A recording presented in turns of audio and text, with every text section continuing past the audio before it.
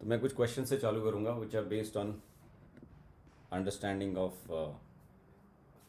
Lights photon theory और अपना photo electric effect, फिर नील्स बोर्स थ्योरी, उस टाइप के क्वेश्चंस हम लोग करेंगे। तो क्वेश्चंस के थ्रू मैं थोड़ा चेक भी कर लूँगा कि करंट नॉलेज तुम्हारा इस in terms of understanding of the concepts कैसा है, क्योंकि एकदम थ्योरी पढ़ाना इतना कोई ज़्यादा थ्योरी है नहीं, just application point of view से थोड़ा पढ़ना है हमें। तो I am going to frame questions which actually try to include most of the fantastic ideas of quantum theory in today's lecture। तो क्या है कि पहले अपन एक सवाल करते हैं ऐसा जिसमें तुम्हारा थोड़ा चेक हो जाएगा कि फोटो इलेक्ट्रिक इफेक्ट में आपका कोई मिसकॉन्सेप्शन तो नहीं है, कोई मिसअंडरस्टैंडिंग तो नहीं है। तो I will start with simple question and let's see what your answer is. तो क्वेश्चन ये है कि तुम्हें आइडिया तो है ही फोटो इलेक्ट्रिक इफेक्ट में इतना कि आप लाइट शाइन करते हो by using some light source, और उस लाइट की एनर्जी को अंदर बैठे हुए मेटल के ऊपर शाइन करते, मेटल में बैठे हुए इलेक्ट्रॉन्स उसको एब्जॉर्ब करते हैं, और अगर लाइट की एनर्जी सफिशिएंट हुई तो वो बाहर आते हैं, और फिर उनकी कुछ काइनेटिक एनर्जी होती है। मैं थोड़ी देर में डायग्राम भी बनाऊंगा उसके सेटअप का। तो इस क्वेश्चन में मैं चेक करना चाहता हूँ कि प्राइमरी अंडरस्टैंडिंग में कोई फ्लॉ तो नहीं है तुम्हारे। तो ये बात कुछ ऐसी कर रहे हैं कि कोई एक मेटल है, कुछ टर्मिनोलॉजी भी चेक हो जाएगी, तुम टर्म्स को समझते हो कि नहीं। तो उसका metal has some threshold frequency, so this will check upon the understanding of this term. एक मेटल है जिसका थ्रेशोल्ड फ्रीक्वेंसी यहाँ पे दिया हुआ है 10⁻15 हर्ट्ज। ठीक है, ऐसे एक मेटल यूज़ करके ये लोग फोटो इलेक्ट्रिक इफेक्ट करना चाहते हैं। और फोटो इलेक्ट्रिक इफेक्ट करने के लिए इन्होंने एक लाइट सोर्स यूज़ किया है। ठीक है, इस लाइट सोर्स की इंटेंसिटी दी हुई है। लेट्स से दैट इंटेंसिटी, जिस इंटेंसिटी से लाइट गिर रही है आपकी मेटल सरफेस पे, वो इंटेंसिटी मैं यहाँ पे दे रहा हूँ। So let's say it is equal to 5 watt per metre square. ये आपका इंटेंसिटी हो गया लाइट सोर्स का। और तुम्हें उन्होंने दिया है wavelength of the light source, and that's equal to 250 nanometer। ठीक है, ये दिया हो। तो जब ऐसा सेटअप किया जाता है इस मेटल के ऊपर जिसकी थ्रेशोल्ड फ्रीक्वेंसी इतनी है, तो बोला है कि इन दिस सिनेरियो जो value of photo current is let's say I, ठीक है, in this setup, if you use this setup तो वैल्यू ऑफ फोटो करंट दिया हो। फिर क्वेश्चन ये है तुम्हारा कि if the light source is replaced such that the new intensity, जो न्यू इंटेंसिटी है वो है 10 वाट पर मीटर स्क्वायर। ठीक है, एंड न्यू वेवलेंथ जो है वो है 500 नैनोमीटर। ठीक है, read the question very very carefully. तो इस सिनेरियो में जो वैल्यू ऑफ फोटो करंट होगा वो कितना होगा? अगर इस सिनेरियो में आया था तो इस सिनेरियो में कितना होगा? That is your question.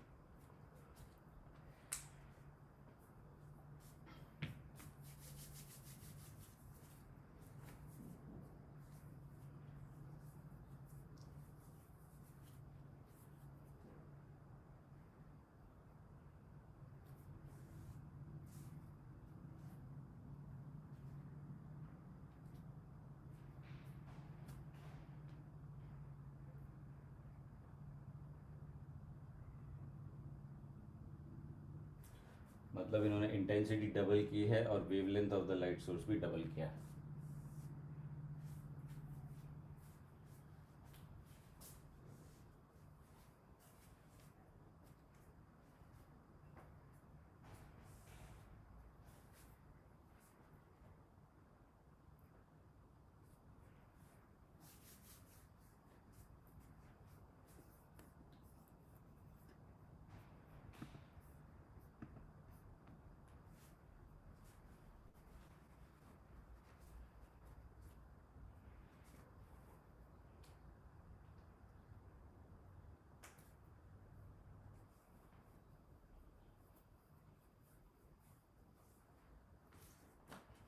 अच्छा आंसर आया किसी का, निशांत कुमार 0।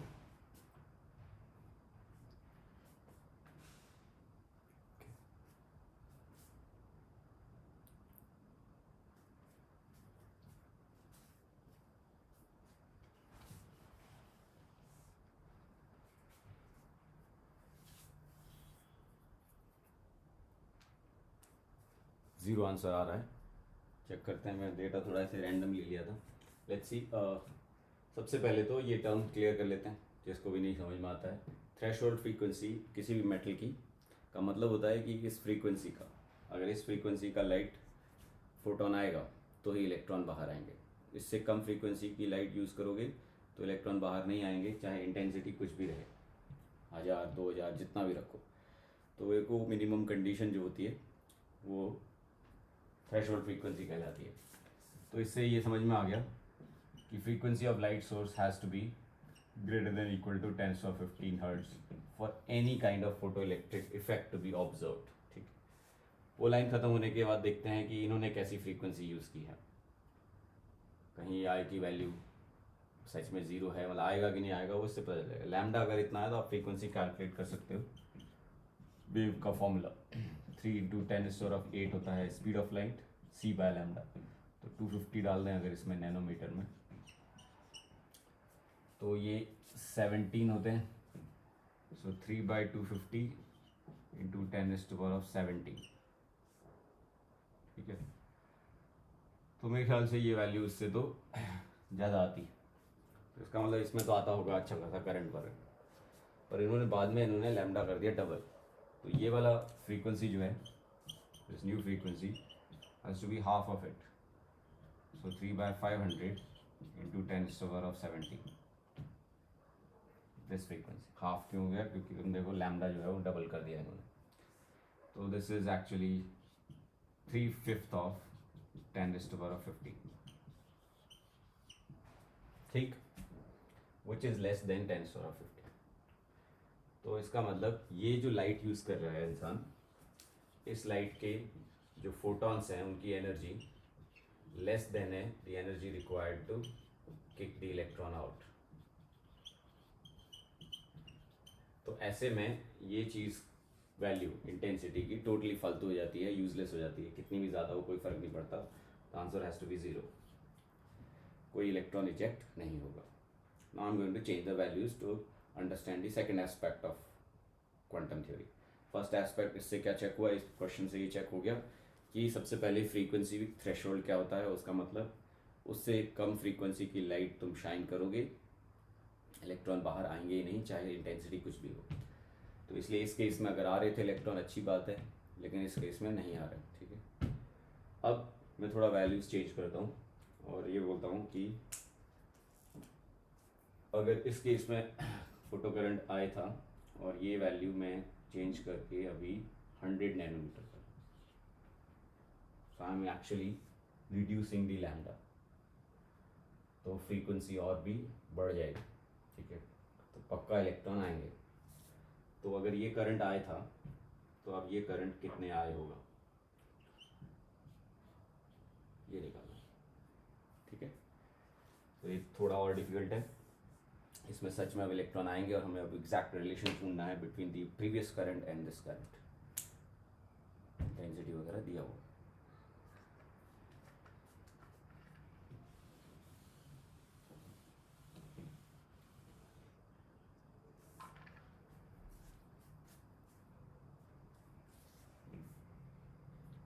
यहाँ पे इस क्वेश्चन को जो हमने किया उसका मेन टारगेट था ये कि if frequency of light source is greater than equal to threshold frequency, then photocurrent is greater than 0. If frequency of light source, the photocurrent,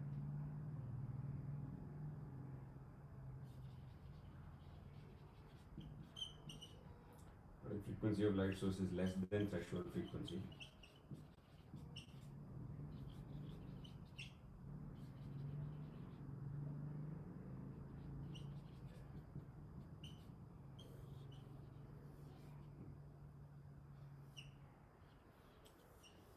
previous question का ये मकसद था। अब जो क्वेश्चन मैंने लिया है उसमें अब एग्जैक्टली इसमें हम अंदर गए कि हाँ आएगा करंट, तो फिर ऐसे सिनेरियोज में करंट कैसे बढ़ता है with changes in intensity and all that. ठीक है, लैग हो रहा है क्या? मेरे ख्याल से होना तो नहीं चाहिए। ऐसा वीडियो वॉइस कैसा लग रहा है?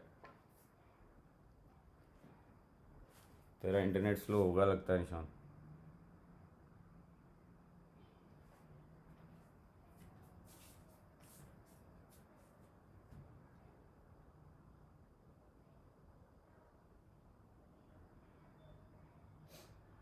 इधर लिखना पड़ेगा।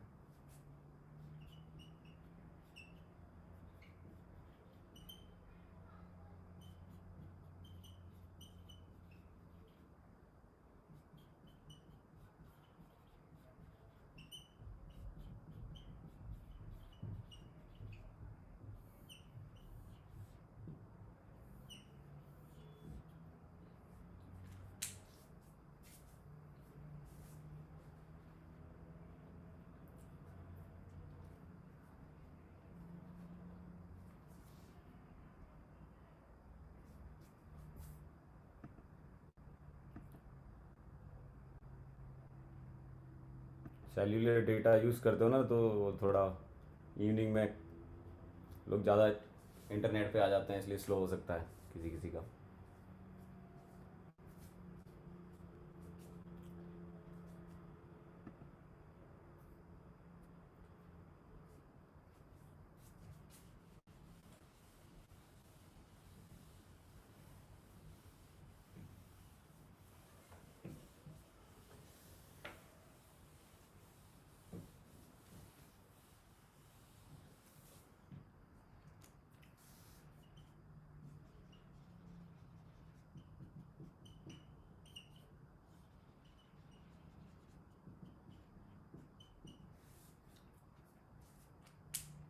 सो ये जो दो केस हम ले रहे हैं, दोनों ही केसेस में हमें देखा है कि frequency of light source is greater then threshold frequency, इसमें भी है।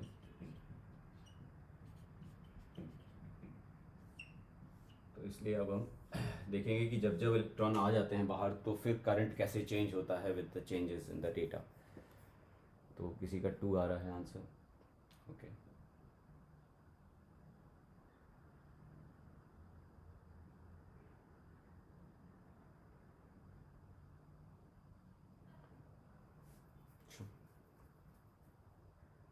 और किसी का कोई आंसर? 2 मेरे ख्याल से सही नहीं है, सोचो।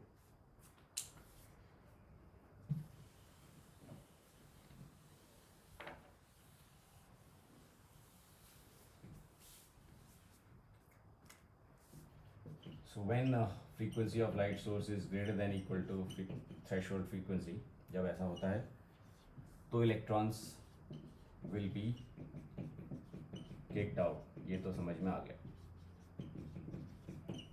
बट हाउ मैनी, कितने किक आउट होंगे? That's the question, because when somebody is asking the current, electron का बाहर आने के बाद जो करंट बनता है वो पूछेगा कोई, तो नेचुरली हमें कितने इलेक्ट्रॉन बाहर आते हैं उस पर सवाल है। कि अगर इस केस में 50 इलेक्ट्रॉन बाहर आता है, इसमें भी 50 आता है, तो हम लोग बोलेंगे सेम। अगर उसमें 50, इसमें 100 आते हैं, तो डबल ऐसे। तो how many electrons will come out, that is always directly proportional to how many photons are coming, because funda simple है, जब भी कोई इलेक्ट्रॉन बाहर आता है उसको एक फोटोन निकालता है। ठीक है, एक इलेक्ट्रॉन को 2 फोटोन या 3 फोटोन नहीं, एक ही इलेक्ट्रॉन को एक ही फोटोन बाहर निकालता है। तो ये हमेशा डायरेक्टली प्रोपोर्शनल होता है, not necessarily equal, it is never equal, क्योंकि सारे के सारे फोटोन काम के नहीं होते। बहुत सारे फोटोन ऐसे ही मेटल में गलत गलत जगह चले जाते हैं, तो पर प्रोपोर्शनल उसी के होता है, और वो प्रोपोर्शनैलिटी कांस्टेंट सेम रहता है। ठीक है, तो ये प्रोपोर्शनैलिटी को हमें अब ध्यान में रखना है। तो हमारा ये जो how many electrons are coming out, ये करंट है। तो इसका मतलब करंट जो है, once electrons are coming out, then it is proportional to how many photons, number of photons that are coming in, number of photons। और number of photons कैसे निकाल लें? सिंपल है, आपका वो जो इंटेंसिटी दिया हुआ है उसको उठाओ, ठीक है, और उसको area of the metal surface से मल्टीप्लाई करो, क्योंकि इंटेंसिटी वो क्या है, वॉट पर मीटर स्क्वायर। अब जब एरिया ऑफ सरफेस से मल्टीप्लाई करोगे तो आपको वॉट आएगा, मतलब कितने जूल आ रहे हैं पर सेकेंड, वॉट मतलब जूल पर second, so this is joule पर सेकेंड, ठीक है। और जूल पर सेकेंड को डिवाइड कर दो energy of one photon, total energy कितनी आ रही है पर सेकेंड, वो ये हो गया, ठीक है, जूल पर सेकेंड, और उसको डिवाइड कर दो एनर्जी ऑफ ईच फोटोन से, यानी h इंटू फ्रीक्वेंसी, एच में भी लिखते हैं HF, ये है अमाउंट ऑफ एनर्जी पर फोटोन। तो ऑब्वियसली आपको जो है वो फोटोन पर सेकेंड निकल रहे हैं, जितने ज़्यादा आएंगे फोटॉन्स पर सेकेंड उतना ज़्यादा करंट मिलेगा तुम्हें। Obviously this condition has to be satisfied, वो पहले ही बता दें। तो अब हम देखते हैं हमने क्या किया है। ये कंडीशन सेटिस्फाई हो रही है दोनों ही केसेस में, हमने चेक किया, सबसे पहले यही चेक करना है, हाँ आएंगे इलेक्ट्रॉन। अब देखो फर्स्ट केस की कंपैरिजन में सेकंड केस में हम जाएं तो इंटेंसिटी डबल कर दी, तो न्यूमरेटर डबल हो गया, न्यूमरेटर डबल हो गया, ठीक है, और डिनोमिनेटर भी चेंज हुआ है, लैम्डा 2.5 गुना कम हुआ, ठीक है, और फ्रीक्वेंसी होती है c बाय लैम्डा। तो अगर ये 2.5 गुना कम हुआ तो फ्रीक्वेंसी 2.5 गुना बढ़ गई, 2.5 गुना बढ़ गई, सो डिनोमिनेटर 2.5 टाइम्स बढ़ गया। एंड नाउ यू कैन जवाब दे सकते कि करंट पे क्या फर्क पड़ा होगा, ठीक है। अभी डाउट है इसमें तो बताओ। तो एक्चुअली करंट रिड्यूस हो जाएगा, ठीक है।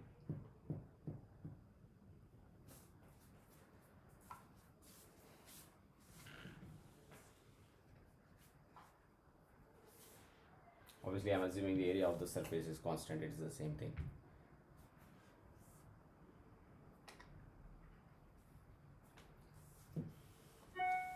तो कंडीशनैलिटीज चेक हो गई इलेक्ट्रॉन बाहर आने की, once the electrons are coming out, once you have confirm that, ठीक है, तो उसके बाद फिर ये रिलेशन होता है फॉर फोटो करंट। दूसरी एक और बात बोल देता हूँ कि ये जो मैं फोटो करंट लिख रहा हूँ इसको हमें बोलना चाहिए saturation photo current, which is actually the maximum value of photocurrent, because sometimes if you do your setup of photoelectric experiment in certain other conditions तो हो सकता है करंट इससे कम मिले, I'll talk about that, ठीक है। पर ये वर्ड मैंने यूज़ किया है, इसको मुझे I have to talk about what is the saturation photo current. ये हो गया सर, आपने तो बता दिया ना कि करंट कितना आएगा, मतलब इलेक्ट्रॉन गिन लो, इलेक्ट्रॉन गिनने हैं तो that will be proportional, number of electrons will be proportional number of photons coming, और नंबर ऑफ फोटॉन्स कमिंग का फॉर्मूला मैंने बताया। But now you need to understand this setup a little bit. ऐसा एक isolated box होता है, ठीक है, जिसके अंदर मेटल रखी जाती है, ये मेटल, और इसके ऊपर लाइट गिरती है, तो लाइट से इलेक्ट्रॉन्स बाहर निकलते हैं। ऑब्वियसली जब ये इलेक्ट्रॉन बाहर निकलते होंगे तो ऐसे कोई सिंगल डायरेक्शन में तो निकलते नहीं होंगे, ऐसे रैंडमली अलग अलग डायरेक्शंस में निकलते होंगे, ऐसे ऐसे ऐसे ऐसे, ठीक है। फिर ये क्या करते हैं, इसके सामने एक इलेक्ट्रोड रखते हैं, इलेक्ट्रोड मतलब एक ऐसी प्लेट रखते हैं जिसका पॉजिटिव चार्ज रहता है। आप जानबूझ के उसका चार्ज नेगेटिव भी कर सकते हो, बट ज़्यादातर केसेस में आप पॉजिटिव चार्ज रखते हो। पॉजिटिव चार्ज रखते हो तो उसकी वजह से ये पॉजिटिव चार्ज वाली जो प्लेट है ये नेगेटिवली चार्ज इलेक्ट्रॉनों को अपनी तरफ खींचती है। तो जो जो इलेक्ट्रॉन ऐसे अजीब अजीब डायरेक्शंस में निकले थे ना, उनको भी ये प्लेट अपनी तरफ ऐसे प्रोजेक्टाइल करके खींच लेती है। अगर ये पॉजिटिवली चार्ज नहीं रखोगे तो वो इलेक्ट्रॉन ऐसे ऐसे ऐसे ऐसे ऐसे बिखर जाएंगे। तो इस प्लेट का काम क्या है कि जितने भी इलेक्ट्रॉन एमिट हुए थे, एमिट करने का कंट्रोल किसके पास है, लाइट सोर्स के पास, ठीक है। अगर लाइट सोर्स की frequency less than threshold frequency है तो कितनी भी ज़्यादा पॉजिटिव चार्ज यहाँ रख दो, कुछ नहीं होने वाला, क्योंकि आया ही नहीं इलेक्ट्रॉन बाहर, zero current. But once the electrons are coming out like this case, तो फिर उस प्लेट का काम है उन इलेक्ट्रॉनों को अपनी तरफ खींच के लेके आना, इसलिए इसको कलेक्टर प्लेट भी बोलते हैं, कलेक्टर। तो ये कलेक्ट करती है, और फिर ऐसे ऐसे आप सर्किट बनाते हो और एम्पियर मीटर लगा के करंट वारंट नापते हो, तो कितना करंट आ रहा है वो आप मेजर करते हो। तो नेचुरली अगर आप इस प्लेट का पॉजिटिव चार्ज बढ़ाओगे, ठीक है, तो करंट बढ़ेगा, क्योंकि जो इधर उधर तितर बितर हो गए ना इलेक्ट्रॉन, उनको भी वो अपनी तरफ खींच लेगा। लेकिन हमें ये भी पता है कि अगर मैं इस प्लेट का चार्ज बढ़ाता गया तो करंट भी बढ़ता गया because more and more electrons it is able to gather. But after certain limit वो करंट बढ़ना बंद हो जाएगा, क्योंकि सपोज यहाँ से 1000 इलेक्ट्रॉन निकले थे, अब 1000 निकले थे या 2000 निकले थे वो ये प्लेट डिसाइड नहीं करती, वो लाइट सोर्स और वो सब जो अभी मैंने डेटा बनाया उसको डिसाइड करता है। अगर यहाँ से 1000 निकले, अगर प्लेट पे पॉजिटिव चार्ज था ही नहीं तो हमें पता है 1000 में से बहुत कम पहुँचेंगे, 200 150, बिकॉज बाकी सब बिखर जाएंगे। As you increase the positive charge, वो जो 1000 निकले थे उसमें से फिर 400 600 800 900 ऐसे 950 ऐसे करते करते मैक्सिमम कितने आ सकते हैं प्लेट पे, हमें दो 1000 से ज़्यादा नहीं आ सकते, क्योंकि वहाँ से 1000 ही रवाना हुए थे।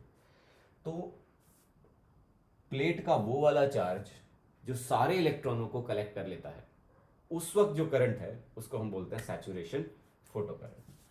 तो saturation photo current is actually should be understood as the maximum value of photocurrent, जो आएगा at sufficiently high amount of positive charge accumulated on a plate. Rather than talking about charge, you understand physics के हिसाब से हम we talk about potential difference between this place and this place, ठीक है ना, कि कितना वोल्टेज है उस प्लेट का। तो जितना ज़्यादा वोल्टेज होगा उतना वो ज़्यादा खींचेगा, काइनेटिक एनर्जी भी बढ़ाएगा और इलेक्ट्रॉनों को यहाँ तक लेके आएगा।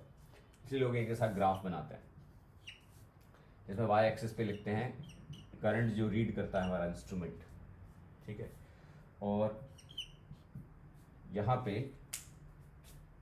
एक्स एक्सिस पे प्लॉट करते हैं इस प्लेट का potential V। Higher the potential means higher is the pulling power of the plate. ज़्यादा अमाउंट ऑफ पॉजिटिव चार्ज डालोगे तो V ज़्यादा, कम अमाउंट ऑफ पॉजिटिव चार्ज डालोगे तो V कम। इस पॉइंट का मतलब है कुछ भी पॉजिटिव चार्ज नहीं डाला, न्यूट्रल प्लेट रख दी।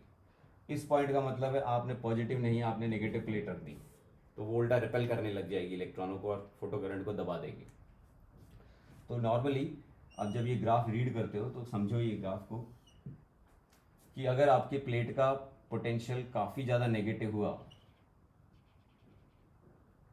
लेट्स से -V, इतना ज़्यादा नेगेटिव हुआ कि फास्टेस्ट इलेक्ट्रॉन को भी इसने रिपेल कर करके वापस धकेल दिया, तो आपका करंट 0 हो जाएगा। तो ग्राफ यहाँ से चालू होगा और फिर ऐसे ऐसे ऐसे धीरे धीरे ऐसे ऐसे बढ़ता है और इस तरह से जाता है। तो जब आपका पोटेंशियल काफ़ी ज़्यादा हो गया, जब पॉजिटिव चार्ज बहुत ज़्यादा हो गया, तो ये जो हाइट जो तुम देख रहे हो ना, ये हाइट है सैचुरेशन फोटो करंट, मतलब मैक्सिमम करंट।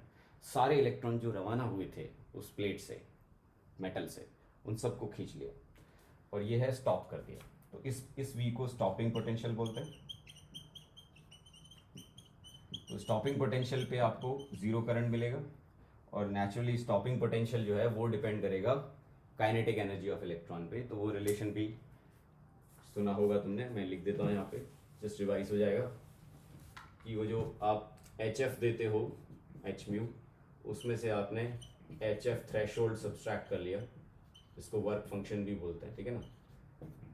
तो लेफ्ट ओवर जो है वो काइनेटिक एनर्जी होता है और kinetic energy is equal to stopping potential into charge of electron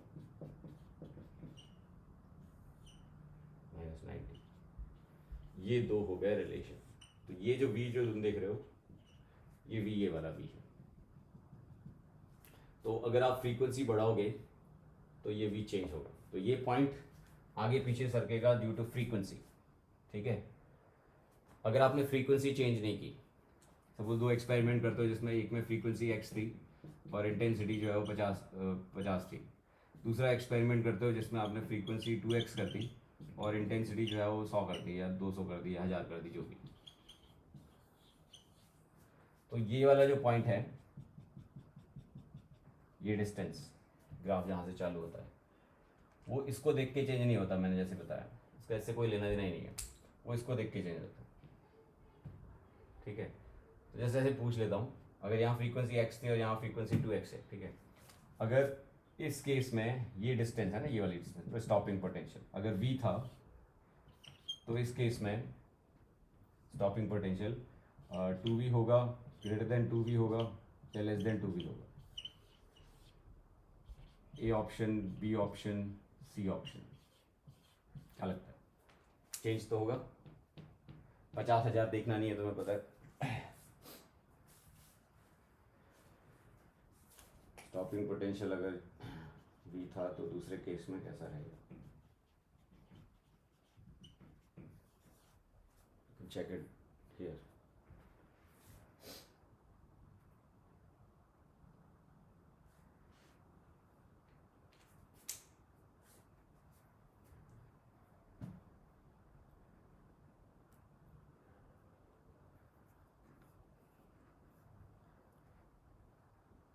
क्या लगता है बच्चों?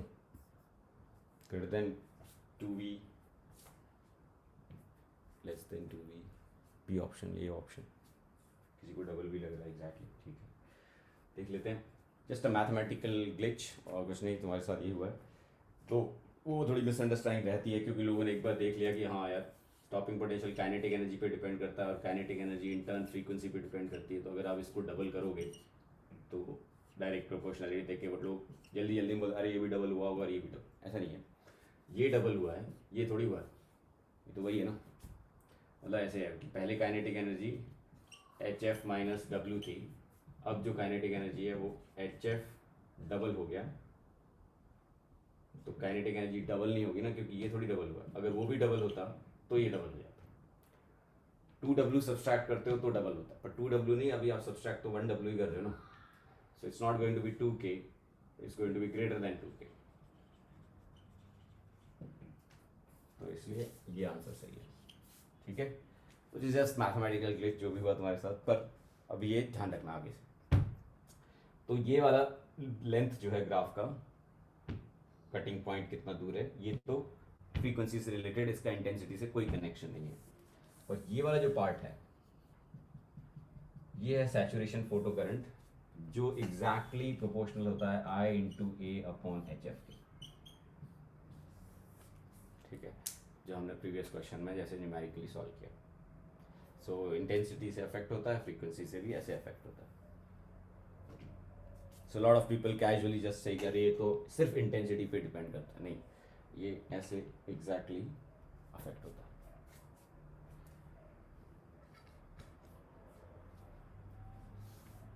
तो यहाँ तक सो फार कोई डाउट है तो पूछ लो.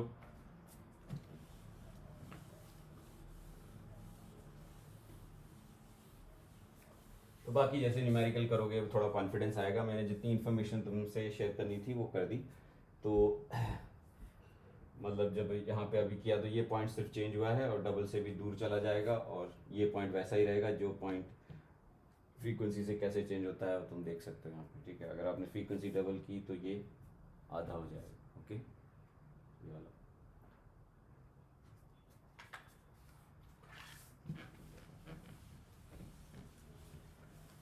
तो ये करने के बाद एक और क्वेश्चन करते हैं to clear some other concepts also. तो ये सवाल में तुम क्या करो, सपोज मेरे पास एक H2 का मॉलिक्यूल है. ठीक है, और इस H2 के मॉलिक्यूल को लाइट सप्लाई करते हैं, और लाइट सप्लाई करके इसको ब्रेक करना है, बॉन्ड को ब्रेक करना है, ऐसा वो बोल रहा है. यहाँ पे इन्होंने ये दिया है कि H2 की जो बॉन्ड एनर्जी है, H2 बॉन्ड की, वो आपको दी हुई है 100 किलो कैलोरीज पर मोल. ये H2 की बॉन्ड एनर्जी है. तो पहला पार्ट तुम्हारा ये है कि what frequency of light can do it. H2 के मॉलिक्यूल को तोड़ना है अगर लाइट की मदद से, तो क्या फ्रीक्वेंसी लगेगी to break down an H2 molecule. दूसरा बोल रहे हैं कि व्हाट मिनिमम है ना, what minimum intensity, I means intensity of light can do it. Intensity पे क्या कंडीशन होगी और फ्रीक्वेंसी पे क्या कंडीशन होगी. तीसरे में बोल रहे हैं कि if light used as a frequency equals to 2 times answer of A. जो आंसर आया ए का, उससे डबल फ्रीक्वेंसी यूज करें तो वो मिनिमम थी तो ऑब्वियसली टूट जाएगा. Answer of A, then what will be kinetic energy of hydrogen atoms formed in ground state.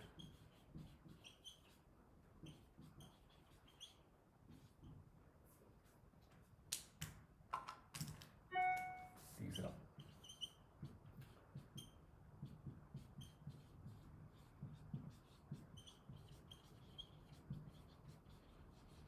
atoms formed would be in excited state.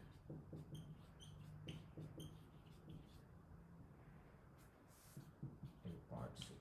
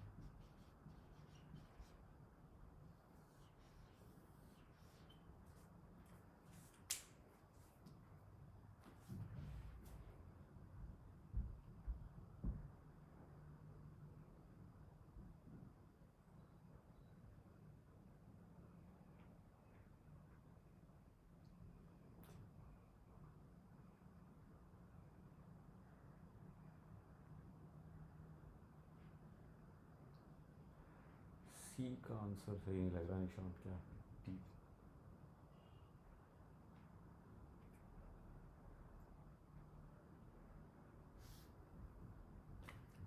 So we'll start from first one. What minimum frequency of light can do it? अब frequency का connection आया ही क्यों, condition ही क्यों आई frequency के ऊपर? क्योंकि light का ये फंडामेंटल नेचर है कि वो पार्टिकल होती है when it comes down to providing energy to matter.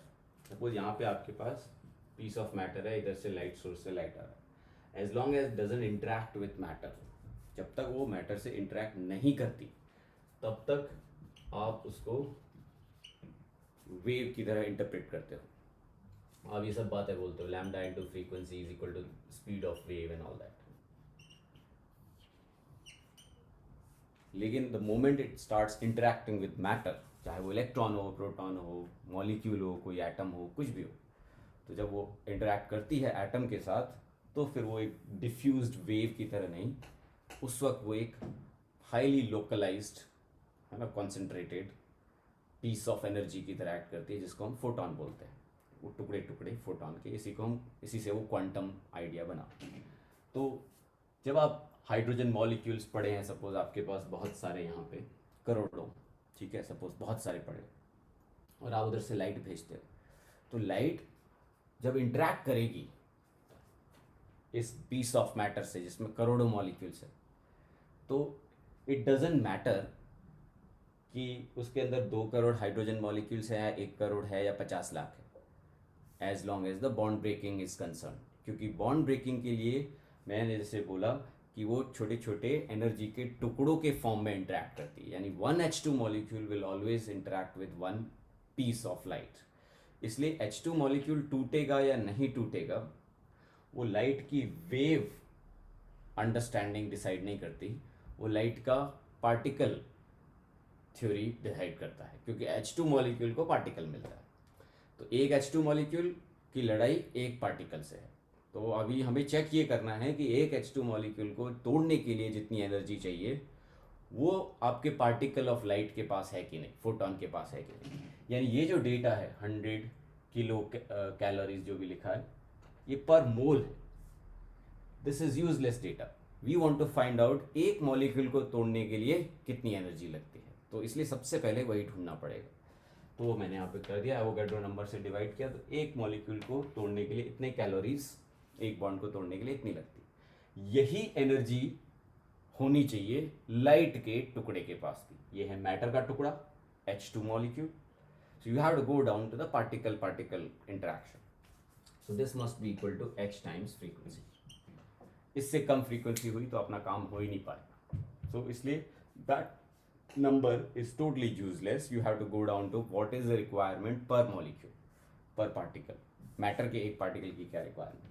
तो इससे तो ये पहला क्वेश्चन तो हो जाएगा. Just take care of the units properly जब आप एक्चुअल सॉल्व करोगे, बट आंसर तो वही होगा. ठीक है, तो ये हो गया फर्स्ट पार्ट. उसके बाद बोला what minimum intensity will of light will be required. That is not such a big requirement here. कोई ज़रूरी नहीं है इंटेंसिटी कुछ भी हो, काम चलेगा, क्योंकि कंडीशन फ्रीक्वेंसी पे है, इंटेंसिटी पे नहीं है. एक फोटॉन भी आ गया तो वो टूटेगा, और एक फोटॉन की इंटेंसिटी तो नेग्लिजिबल होती. तो इसका मतलब इस पे कोई condition, practically there is no condition, पर इस पे थी, वो मैंने बता दिया तुम्हें. ठीक है, अब ये दोनों मैं निकाल देता हूँ. कुछ डाउट है इन दोनों को लेके तो बता दो. पर मेन थीम इससे ये सीखे कि लाइट की बिहेवियर कैसी होती है. वो जब मैटर के साथ इंटरेक्ट करती है तो उसका वो वेव अंडरस्टैंडिंग बिल्कुल भी काम का नहीं है. It's always a particle particle interaction. Matter का भी पार्टिकल और लाइट का भी पार्टिकल. अब ये रिक्वायरमेंट हो गई 1/6 ऑफ 10⁻18 कैलोरी में है, तो जूल में कन्वर्ट करें तो इतना 4.18 लगभग इतना, और उसको डिवाइड करो 6.626 into 10⁻34. This is the frequency which will be required. ये फर्स्ट क्वेश्चन का आंसर तो ये हो गया. अब उन्होंने बोला कि अगर आप उसकी डबल फ्रीक्वेंसी यूज़ करो, जो आपकी रिक्वायरमेंट है उससे डबल फ्रीक्वेंसी यूज़ करो, तो ऐसे सिनेरियो में मॉलिक्यूल टूटेगा. आपने पता, अब तो आपका जो फोटॉन है वो बहुत भारी भरकम एनर्जी का है, जितनी ज़रूरत है उससे डबल का है, तो जरूर तोड़ेगा, मॉलिक्यूल को तोड़ेगा और एटम्स बनेंगे. तो what will be the kinetic energy of hydrogen atoms formed if they are formed in ground state. तो इसका मतलब अब वो थोड़ा फोटो इलेक्ट्रिक इफेक्ट टाइप हो गया कि जो एनर्जी की रिक्वायरमेंट है टू ब्रेक द बॉन्ड वो हमने देख ली है, इतनी होती है पर बॉन्ड। तो मैं वो रिक्वायरमेंट सब्सट्रैक्ट कर दूंगा डबल ऑफ फ्रीक्वेंसी से, यानी मैं जो एनर्जी दे रहा हूँ वो इतनी नहीं दे रहा हूँ, उसकी ठीक डबल दे रहा हूँ, जितनी रिक्वायरमेंट है उसकी डबल दे रहा हूँ। तो मैं बेसिकली 1/3 ऑफ 10⁻18 कैलोरी एनर्जी, ये क्या है, ये आपका HF है, ठीक है, समझ में आ रहा है यहाँ तक। और उसमें से सब्सट्रैक्ट मैं करूँगा जितनी ज़रूरत पड़ती है टूटने के लिए, वो 1/6 ऑफ 10⁻18 इतनी कैलोरी की ज़रूरत पड़ती है। तो 1/3 में 1/6 जाओगे तो अभी 1/6 बचेगा।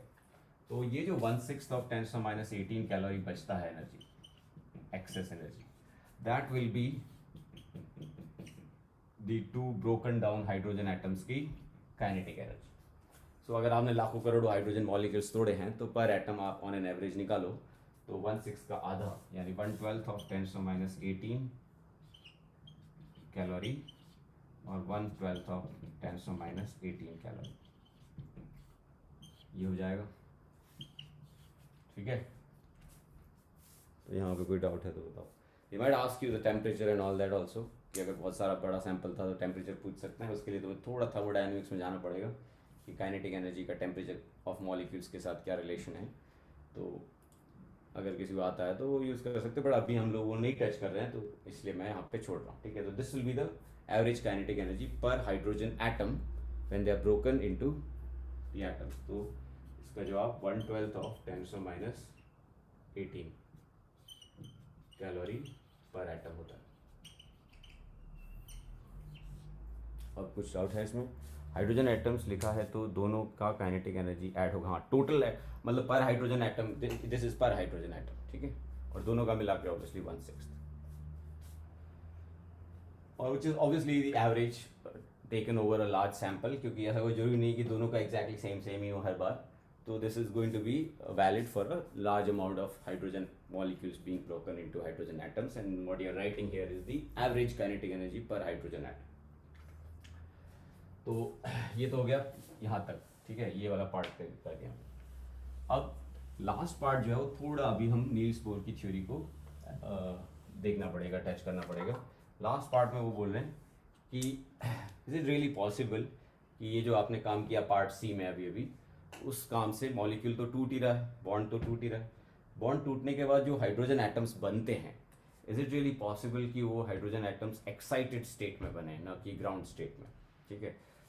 तो वो अगर हम चेक करें, हाँ इंटेंसिटी पे कोई कंडीशन नहीं होगी, because intensity only decides number of photons, right. तो कितना भी लो इंटेंसिटी यूज़ करो आपका मॉलिक्यूल तो टूट ही जाएगा, unless your intensity is so that there is not even a single photon. अगर एक फोटॉन भी नहीं आ रहा है तो ऑब्वियसली फिर कुछ काम नहीं होगा, बट एक फोटॉन नहीं आएगा तो फिर इसका लाइट है ही नहीं, वहाँ पे लाइट सोर्स है ही नहीं, ज़ीरो हो जाएगी इंटेंसिटी। तो अगर इंटेंसिटी ज़ीरो, मैं लिखता हूँ इंटेंसिटी ज़ीरो है तो इसका मतलब number of photons arriving is zero, तब ऑब्वियसली कुछ नहीं होगा, बल्ब भी नहीं है वहाँ पे, अंधेरा है। और if intensity is greater than zero and number of photons will be greater than 0, and greater than 0 में minimum number of photons will be obviously 1, और एक आया तो वो तोड़ देगा, दो आया तो दो मॉलिक्यूल तोड़ देगा, तीन आया तो तीन मॉलिक्यूल तोड़ देगा। यानी देखना ये है कि बल्क में कितनी एनर्जी आती है वो कभी मैटर ही नहीं करेगी, क्योंकि फंडामेंटल चीज़ क्या है, फंडामेंटल चीज़ ये है कि जो लाइट का इंटरेक्शन है मैटर के साथ, वो इंटरेक्शन वेव इंटरेक्शन नहीं है, it is clearly a particle of light interacting with a particle of H2. That's why we first took that kilocalorie per mole requirement and broken down into kilocalorie per molecule, क्योंकि हमें एक molecule को कितनी energy चाहिए वो पहले निकालना पड़ेगा, बिकॉज लाइट वही देखती है कि यार एक पार्टिकल को मैं जाके दूंगी एनर्जी, 10-15 से उसको मतलब नहीं। तो ये तो हो गया। अब मैं ये लास्ट पार्ट में पूछ रहा था कि वो एक्साइटेड स्टेट में बनेंगे कि नहीं बनेंगे, तो उसके लिए बस चेक ये करना है कि ये जो एक्स्ट्रा एनर्जी बचती है, क्योंकि कुछ एनर्जी तो तोड़ने में ही लग जाती है एनर्जी, वो तोड़ने के बाद क्योंकि आपने हायर फ्रीक्वेंसी यूज़ की थी, डबल फ्रीक्वेंसी यूज़ की थी, इसलिए कुछ एक्स्ट्रा एनर्जी पर एटम बच जाता है, ठीक है। तो वो जो एक्स्ट्रा एनर्जी बचता है, वो एक्स्ट्रा एनर्जी ही काम आ सकता है टू एक्साइट दी एटम, क्योंकि अगर वो एक्साइटेड का पूछ रहे हैं तो एक्साइटेशन के लिए एनर्जी लगती है। तो हम पहले ये चेक करते हैं कि एक ग्राउंड स्टेट वाले हाइड्रोजन एटम को एक्साइट करने के लिए कम से कम कितनी एनर्जी लगती है। अगर उतनी एनर्जी बची है तो काम आ सकती है टू एक्साइटेड, अदरवाइज नहीं। आंसर होगा नो। तो मैं यहाँ पे कुछ भी कन्फ्यूजन है मेरे को रोकना और पूछना, ठीक है। तो मैं यहाँ पे ये देख रहा हूँ कि energy received from photon by H2, तो ठीक ठीक से लिख रहा हूँ एकदम clearly, that is H times 2F।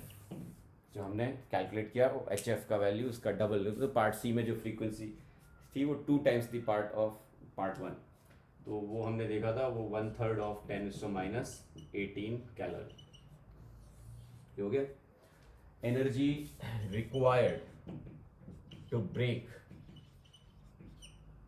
H2 वो हमने पहले कैलकुलेट किया था। H2 को तोड़ने में जो खर्चा हो गया एनर्जी का वो था 1/6 ऑफ 10⁻18 कैलोरी, और ये खर्चा कम हो गया। Now whatever that is left over, will it be enough to excite any of the hydrogen atoms? So let's check. Hydrogen atom को एक्साइट कर एनर्जी रिक्वायर्ड, मैं ब्रैकेट में लिखता हूँ मिनिमम, कम से कम, क्योंकि एक्साइटेशंस के भी कई लेवल होते हैं तुम्हें पता है। Minimum energy required to excite ground state H atom, वो देखते हैं। If that requirement is less than the difference, then we will fulfill that requirement, otherwise it's impossible. So to excite high ground state वाले hydrogen atom को minimum energy require, तो वो तो तुम जानते हो, जस्ट रिवाइज कर लो। एनर्जी जो है n लेवल में -13.6 electron volt by n square होती है हाइड्रोजन एटम के लिए। n is the energy level 1 2 3 4 5, तो ग्राउंड स्टेट का मतलब होता है 1 से 2, तो 1 का इतना हो गया, 2 का इतना हो गया, 2 स्क्वायर। तो तुम्हें इससे ये करना है, this is the excitation, the minimum excitation, n is equal to 1 से n इज इक्वल टू 2, तो 3/4 of 13.6, so 3/4 of 13.6 electron volt, 3/4 of 13.6 1.6 into 10⁻19 joule upon 4.18 calorie.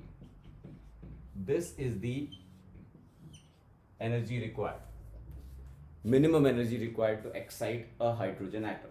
तो यहाँ लिखते हैं 3/4 of 13.6 into 1.6 into 10⁻19 divided by 4.18. Obviously I'm expecting कि तुम्हें ये सब पता होगा, यूनिट यूनिट का कन्वर्जन, ठीक है। इलेक्ट्रॉन वोल्ट से जूल में कन्वर्ट किया और फिर कैलोरी में कन्वर्ट किया, ठीक है, इतना तो आधा ही होगा सबको। तो ये एनर्जी की रिक्वायरमेंट है to excite a hydrogen atom. So now I think it is pretty much clear, we have to just check, इतनी मिलती है उसमें से इतनी खर्च हो जाती है ब्रेक करने में, तो इसका और इसका जो डिफरेंस है वो अगर बचा इतना या उससे ज़्यादा तो हो सकता है, वरना नहीं हो सकता। बाकी तो तुम कैलकुलेशन करके चेक करोगे, ठीक है।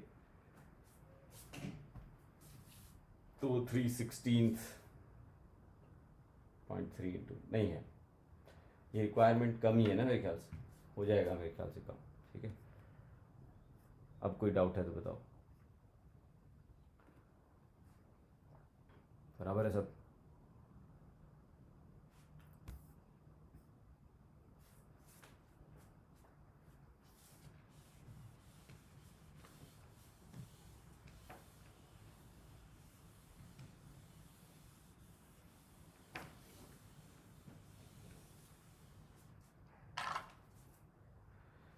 तो ये भी इस टाइप के क्वेश्चंस में अभी क्या थोड़ा नील्स बोर का थ्योरी भी यूज़ हो जाता है और लाइट के बिहेवियर्स भी यूज़ हो जाते हैं कि जब वो एनर्जी इम्पार्ट करती है मैटर को, तो क्या क्या रेस्ट्रिक्शंस हैं उसके एनर्जी इम्पार्ट करने के तरीके में। मतलब आप 100 वाट का बल्ब लगाओ फिर आप 100 वाट को 1000 वाट कर दो, तो उसका मतलब ये नहीं है कि सामने बैठे हुए मैटर के पार्टिकल्स को ज़्यादा फ़ायदा हो जाएगा।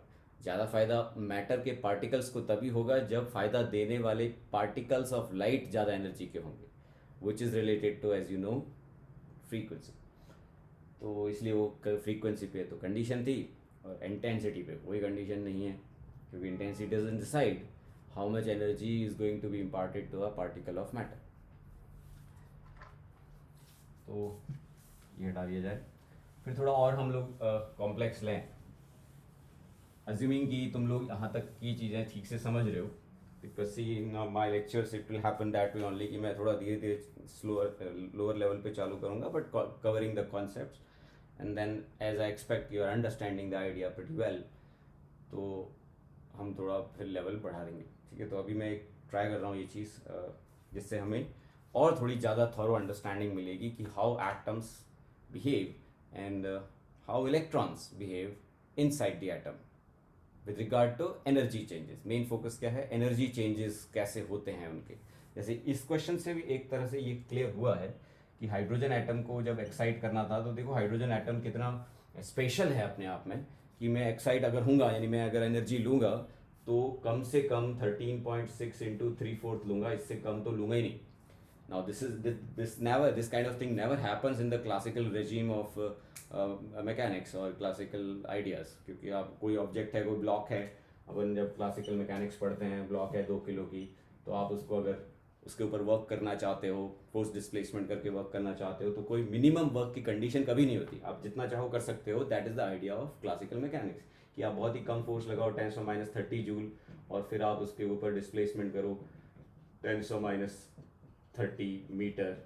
ठीक है, और फिर बोले कितना वर्क किया, कितनी एनर्जी दी आपने ब्लॉक को, तो न्यूटन कैसे कैलकुलेट करेगा, 10⁻60 जूल, इतना वर्क किया, और ये ब्लॉक एक्सेप्ट करेगा उसको।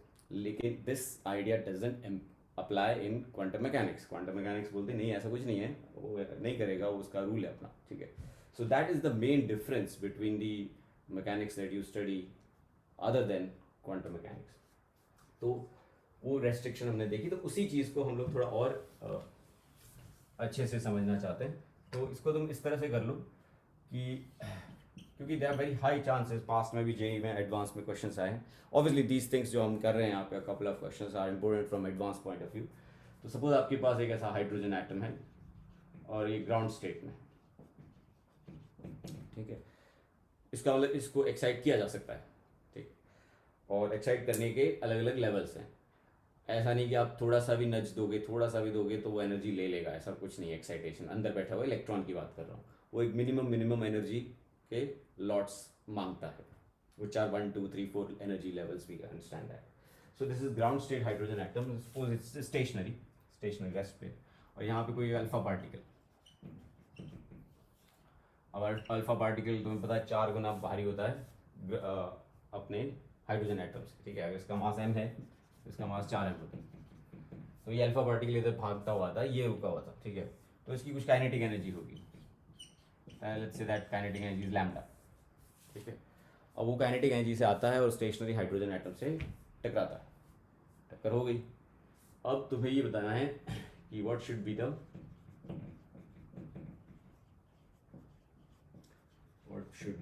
मिनिमम लैम्डा वेवलेंथ नहीं है, काइनेटिक एनर्जी उस अल्फा पार्टिकल।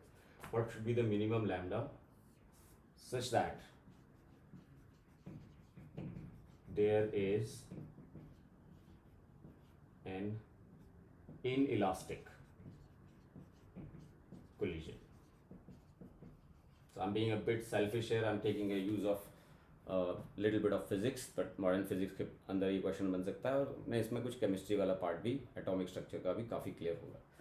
तो मेरे को चाहिए एक inelastic collision between these two particles. ठीक है, तो अगर एक इनइलास्टिक कोलिजन्स करवानी है इनके बीच में, तो कम से कम क्या होनी चाहिए लैम्डा की value. If option A, particles behave classically like they behave just like what Newton has thought, Galileo has thought. Part B, particles behave as they actually do, मतलब क्वांटम मैकेनिकल। इस केस में क्या answer होगा, इस case में क्या answer होगा?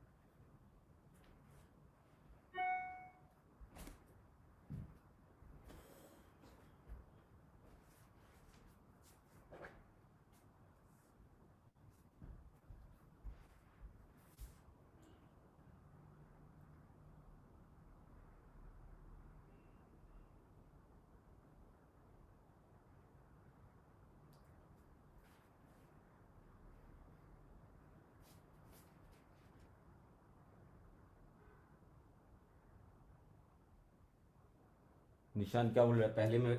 Never in elastic.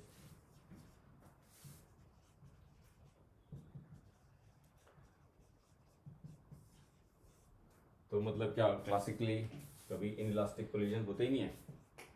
अपन तो पढ़ते हैं ना फिजिक्स में हमेशा बहुत बहुत सारे कोलिजन इन इलास्टिक की करते हैं अपन। E is equal to less than one. In fact हाँ मतलब होते ही है।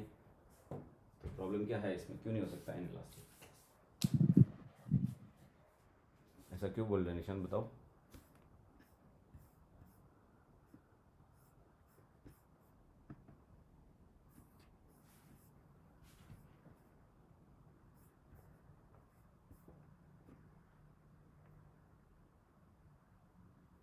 बोलना, माइक ऑन करके बोलना। बोलते क्यों नहीं हो तुम लोग? शर्म आ सर रही है? सर सर हाँ। सर जैसे उसमें हम बोल देते हैं कि जो मैकेनिकल एनर्जी है लॉस हो रहा है, हम्म। इसमें सर हम इतने छोटे लेवल पे बोल ही नहीं सकते कि मैकेनिकल एनर्जी लूज हो रहा है, क्योंकि और मैकेनिकल कहीं पे एनर्जी का लॉस मतलब इन इलास्टिक में ये बोलते हैं कि काइनेटिक एनर्जी का लॉस होता है, राइट? इन इलास्टिक का मतलब हो गया, ठीक है, काइनेटिक एनर्जी नहीं सर।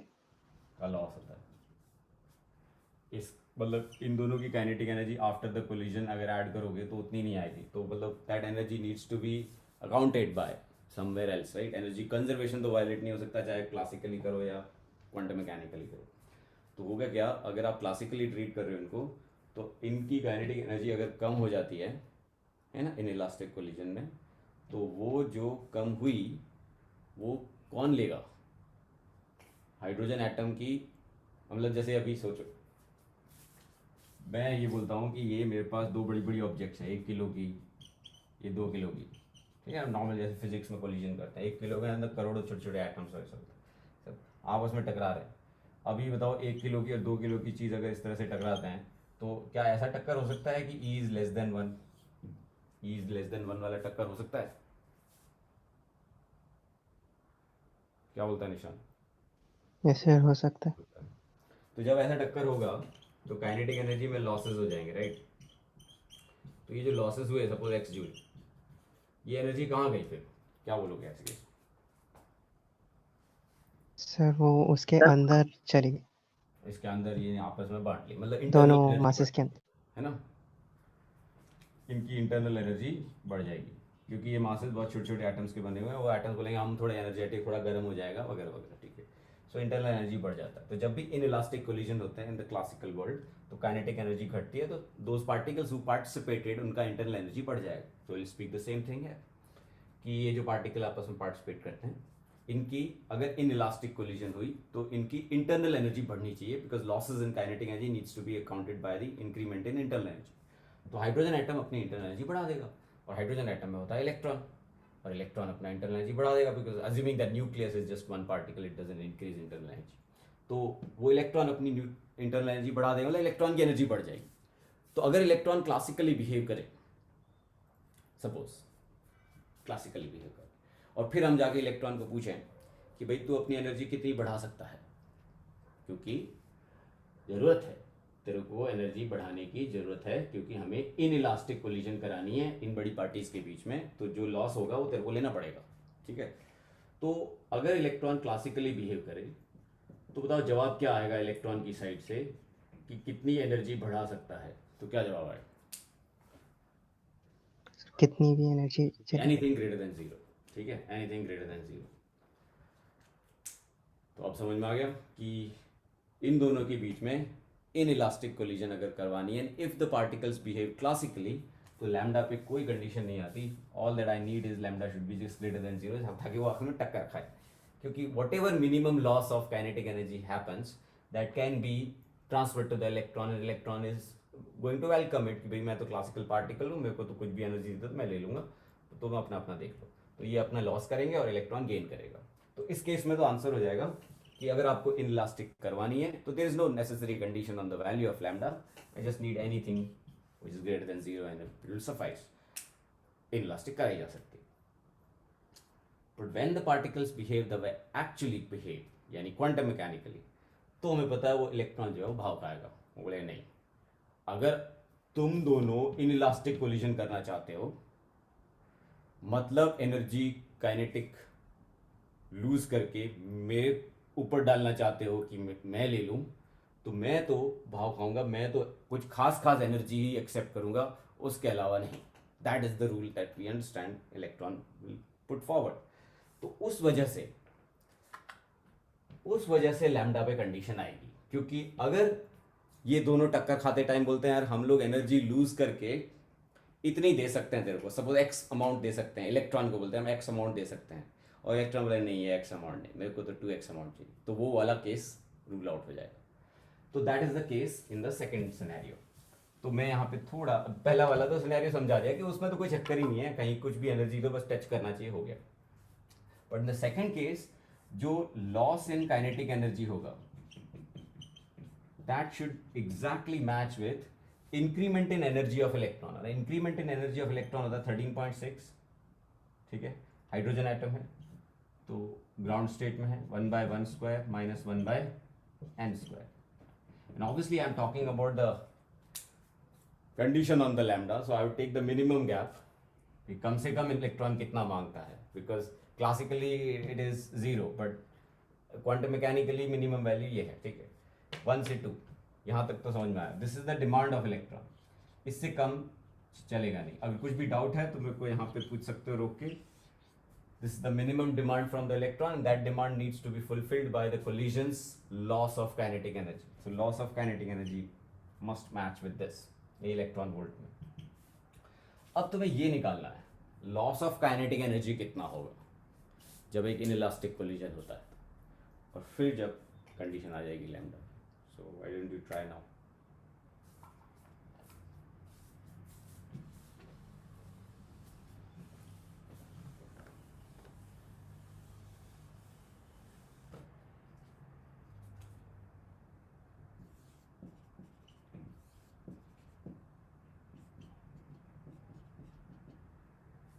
इसका काइनेटिक एनर्जी 0 था.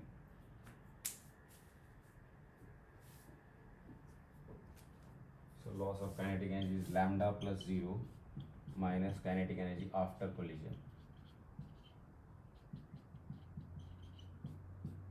ठीक है, is 13.6 into 3/4 electron volt. ठीक. Okay. How to find out this? It's very simple. Loss kinetic energy का ये कम हो गई ना, kinetic energy after the collision. Now we know the maximum loss of kinetic energy happens in completely inelastic collision. I will take that completely inelastic collision, जिसमें सबसे ज़्यादा नुकसान होता है, क्योंकि अगर सबसे ज़्यादा नुकसान वाला केस भी इलेक्ट्रॉन ने रिजेक्ट कर दिया तो बाकी केस तो ऑब्वियसली वो रिजेक्ट ही कर लेगा. तो मैक्सिमम लॉस में कंप्लीटली इनइलास्टिक में क्या होगा, टक्कर के बाद दोनों साथ साथ में, दोनों की वेलोसिटी सेम. तो सीधी सी बात है कि अब मैं मोमेंटम कंजर्वेशन यूज करके पता कर सकता हूँ कि what is this going to be after the collision when E is equal to 0. ठीक है,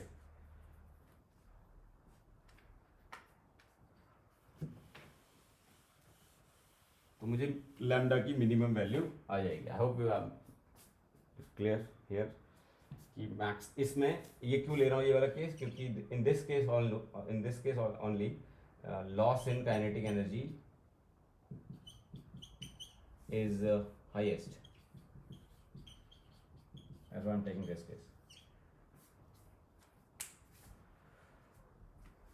तो फिर देखो क्या लॉस आता है.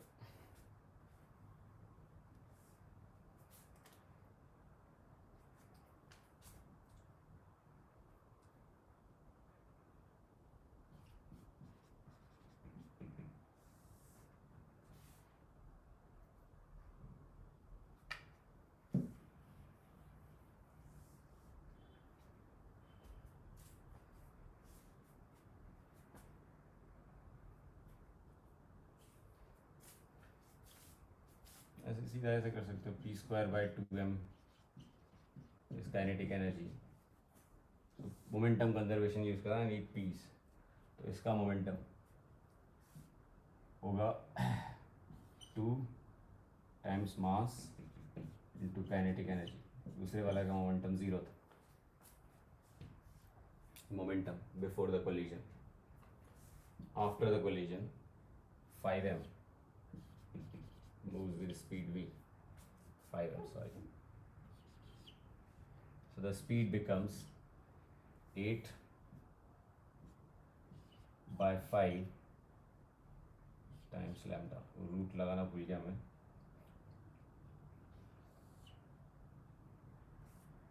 तो √8 by 5, this is the speed of 4m and m in maximum loss of kinetic energy. अच्छा 51 आ रहा है. अच्छा जो पहले निशान ने भी दिया था, तो दूसरा वाला आंसर शायद सही था पहला. अब ये 8 लैम्डा बाय 5 आया मैक्सिमम लॉस लेने के बाद. ठीक है, अब v आ गया, तो अब मैं इनकी काइनेटिक एनर्जी निकाल सकता हूँ. Half times 5m into v का square which is 8 lambda by 5. So as you can see, sir 5 square. 5 square क्या? हाँ 5 स्क्वायर सॉरी. और वो एक m भी गड़बड़, थोड़ा कैलकुलेशन मिस्टेक बहुत कर लिए मैंने. तो तुम एक बार देख लेना, ठीक है. √m भी आना था ना नीचे. चलो, तो वो सब करने के बाद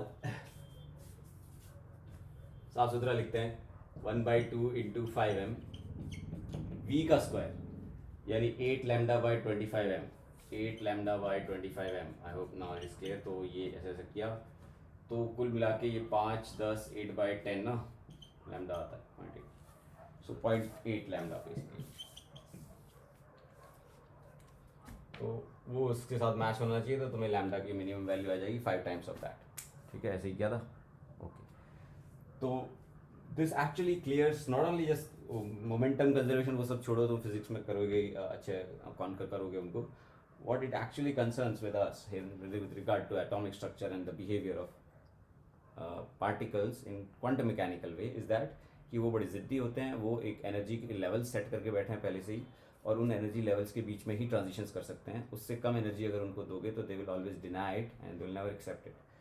तो इससे कम एनर्जी दोगे तो इलेक्ट्रॉन एक्सेप्ट नहीं करेगा. इसलिए इनके ऊपर एक बंधन पड़ जाता है कि इनके ऊपर क्या बंधन पड़ जाएगा कि ये इससे कम एनर्जी लूज नहीं कर सकते. ये इनके ऊपर बंधन पड़ जाएगा, क्योंकि इससे कम अगर लूज करेंगे तो वो एनर्जी जाएगी कहाँ, उसका सवाल उठता है. तो जाएगी तो इलेक्ट्रॉन के पास, तो इलेक्ट्रॉन की बात माननी पड़ेगी. फिर इलेक्ट्रॉन बोलता है मैं तो इतनी ही लूँगा, इससे कम तो लूँगा नहीं. तो फिर they have to manage their collision such that they satisfy the electron's demand. This is electron's demand. तो जो 51 आता है आंसर, वो मतलब अगर उससे कम एनर्जी का अल्फा पार्टिकल आएगा तो स्ट्रिक्टली इन दोनों के बीच में कोलिजन परफेक्टली इलास्टिक होगी. उससे ज़्यादा एनर्जी का आएगा तो फिर वो इन इलास्टिक हो सकती है with different different values of energy losses. But those different different values of energy losses must always match with 1 2 1 3 1 4 1 5 1 6. ऐसा ही होना चाहिए, इसके अलावा कुछ नहीं.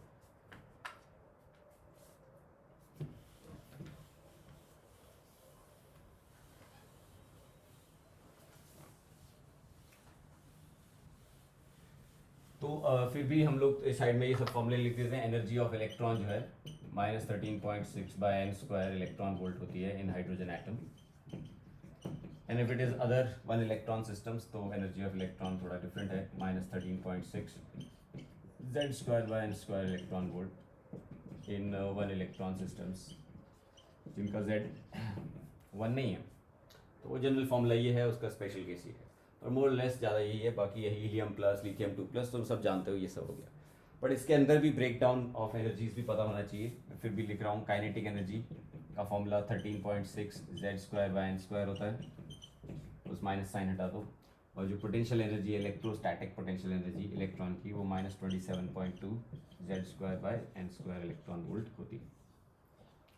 तो ये वैल्यूज़ हैं. Radius I don't think I have much here to basically talk about. तुम खुद भी चेक कर सकते हो. बट चेक कर सकते हो मतलब ये है कि तुम्हें मालूम होना चाहिए. ठीक है, you have to ensure that कि हाँ यार मेरे को कंफर्म मेरे को आता है पोटेंशियल एनर्जी का और काइनेटिक एनर्जी निकालना आता है. ठीक है, और ये सर्कुलर मोशन करते हुए इलेक्ट्रॉनों की बात हो रही है. There are weird things about atomic structure there कि इलेक्ट्रॉन जब ट्रांजिशन करता है तो वो मूव नहीं करता from one orbit to another orbit. ये जस्ट कॉन्सेप्चुअल पार्ट है. मतलब you have to say this in Niels Bohr's theory कि इलेक्ट्रॉन ऐसे ऐसे ऐसे ऐसे ऐसे चल रहा है. ठीक है, गोल गोल गोल गोल चल रहा है, ये बोलता है नील्स बोर. और अचानक से लाइट आई लाइट का फोटोन आया, फोटोन ने एनर्जी दी, तो ऐसे ऐसे ऐसे ऐसे ऐसे घूमते हुए ऐसे एक्साइट नहीं होता, वो ऐसे ऐसे घूम रहा है घूम रहा है घूम रहा है और गायब हो गया और यहाँ आ गया ऐसे. This is what Niels Bohr is saying. ठीक है, doesn't make much of a sense obviously. So it doesn't have to make a sense. ऐसा कोई ज़रूरी नहीं है सेंस हमारे सेंसेस में ही गड़बड़ होगी ना, ऐसा हो सकता है ना. तो वो है हमारे सेंसेस कभी down to the atomic level हमने कभी हमारे सेंसेस को चेक नहीं किया. तो हम लोग ये जो इतना घमंड रखते हैं सेंसेस का, वो घमंड निकालना पड़ेगा. Then only you will understand the quantum mechanics, specially tomorrow's and afterward lectures. तो वो आपको एक्सेप्ट करना ही पड़ेगा कि वो बस ऐसे ही डिसअपियर होकर वहाँ पे आ जाता है. अब इन डिसअपियरेंसेस को ही हम इलेक्ट्रॉनिक ट्रांजिशंस बोलते हैं. फिर all those terms like ionisation energy and all that which is like exciting the electron all the way to infinity level, और वो सब उसमें आ जाएगा. जो सीरीज़ रहते हैं स्पेक्ट्रम के, लाइमन सीरीज़, बैल्मर सीरीज़, वो भी बहुत सिंपल है, आराम से आप चेक कर सकते हो. मैं एक क्वेश्चन के थ्रू उनको चलो इंक्लूड करने की कोशिश करता हूँ कि सपोज हमारे पास एक हाइड्रोजन एटम है. ठीक है, तो हमारा क्वेश्चन ये बोलता है कि हाइड्रोजन एटम है और उसमें इलेक्ट्रॉन इलेक्ट्रॉन था, तो वो like it absorb visible spectrum photon. उसने एक विजिबल स्पेक्ट्रम वाला फोटोन एब्जॉर्ब किया. That is a fact that they are sharing with you. और फिर बोलते हैं कि ऐसा करने से एंड ड्यू टू दिस एक और कॉन्सेप्ट भी इसमें इंक्लूड कर देते हैं. And due to this de Broglie wavelength, ठीक है, of electron increased or sorry decreased to 1/4. ये जो फोटोन अब्जॉर्ब किया उसकी वजह से de Broglie wavelength of electron decreased to 1/4. तो बोल रहे calculate the energy of transition. ये जो ट्रांजिशन हुई उसका एनर्जी निकालो. यानी इन वे आप बेसिकली उस फोटोन की एनर्जी निकाल रहे होगे. ठीक है, कि वो ट्रांजिशन हुई जो है वो 1 to 2 हुई या 1 to 3 हुई या जो भी हुई, उसका ट्रांजिशन एनर्जी क्या है वो निकालो. और दूसरा तुम पता करो ratio of what, ratio of wavelength of electron after transition as a proportion to wavelength of the photon absorbed.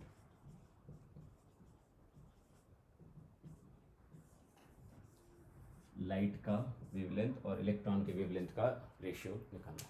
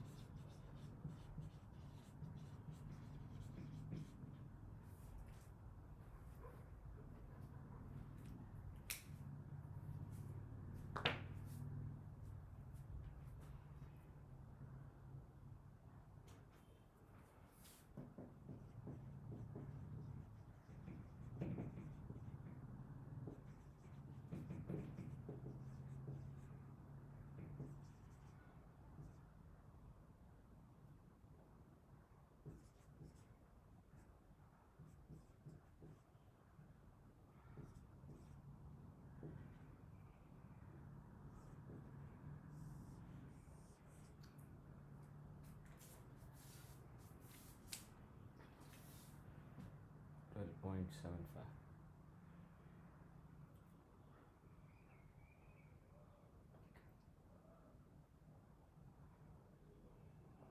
Bhowmik ये कौन सी ट्रांजिशन हुई है, नंबर बता सकता है ट्रांजिशन का, एनर्जी लेवल? 1 to 4 आया सर। 1 to 4. ओके भौमिक, तुम्हें वो पढ़ा है, बाल्मर सीरीज पढ़ी है, बाल्मर सीरीज?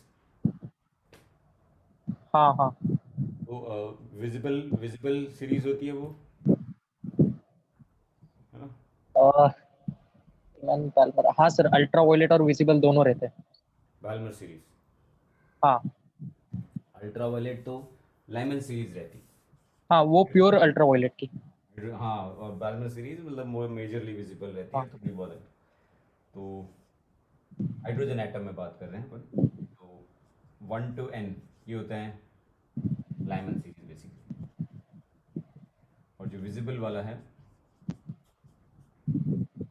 वो 2 to n, n is greater than 2 obviously, ये अपना बाल्मर होता है।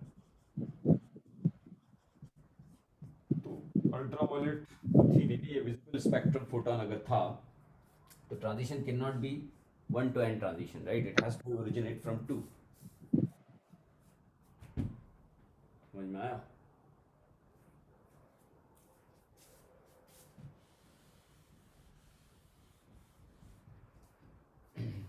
चलो देखते हैं।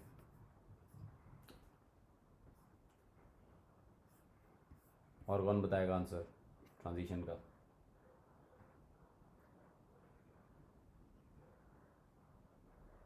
थ्री पॉइंट वन कौन सा ट्रांजिशन है ये निशान?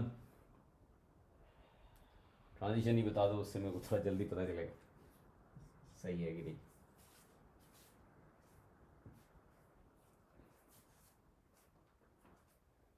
To two eight, okay.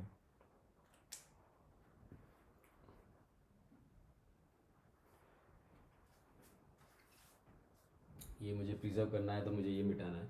तो इसमें कुछ ऐसी चीज़ें हैं, देखो क्लू है बेसिकली। एक तो उन्होंने बोला है कि विजिबल स्पेक्ट्रम फोटोन एब्जॉर्ब किया है हाइड्रोजन एटम के इलेक्ट्रॉन ने। तो इसमें एक इन्फॉर्मेशन जो मेरे दिमाग में है वो ऑलरेडी हमें यूज़ करनी है, तुम्हारे दिमाग में भी होनी चाहिए, नहीं है तो अब ध्यान रखना कि हाइड्रोजन एटम का इलेक्ट्रॉन जब लाइट एब्जॉर्ब करता है, मतलब वो all for all those transitions, उसमें विजिबल स्पेक्ट्रम ऑफ लाइट जो होती है, अगर विजिबल स्पेक्ट्रम ऑफ लाइट उसने एब्जॉर्ब की है तो ट्रांजिशन हाइड्रोजन एटम में 2 से किसी भी ग्रेटर देन 2 वाले सर्कल में हुई होगी। इसको बाल्मर सीरीज बोलता है, इस पूरे सेट को बाल्मर सीरीज बोलता है हाइड्रोजन एटम में, when z is equal to 1। तो इस लाइन से यहाँ जो फुल स्टॉप यहाँ पे, इससे मुझे ये पता चल गया कि इलेक्ट्रॉन सेकंड ऑर्बिट में गोल गोल गोल गोल घूम रहा था, और हमारे इस फोटोन ने उस सेकंड ऑर्बिट से उसको गायब करके किसी बड़े ऑर्बिट में डाल दिया। अब कौन से बड़े में डाला वो इस पॉइंट तक समझ नहीं आ रहा, इस पॉइंट तक वो चीज़ नहीं समझ में आ रही, पर गया किसी बड़े ऑर्बिट में, ये पता है। तो जो हमारी एनर्जी ऑफ ट्रांजिशन है वो 13.6 1/2 स्क्वायर माइनस 1/n स्क्वायर ये है।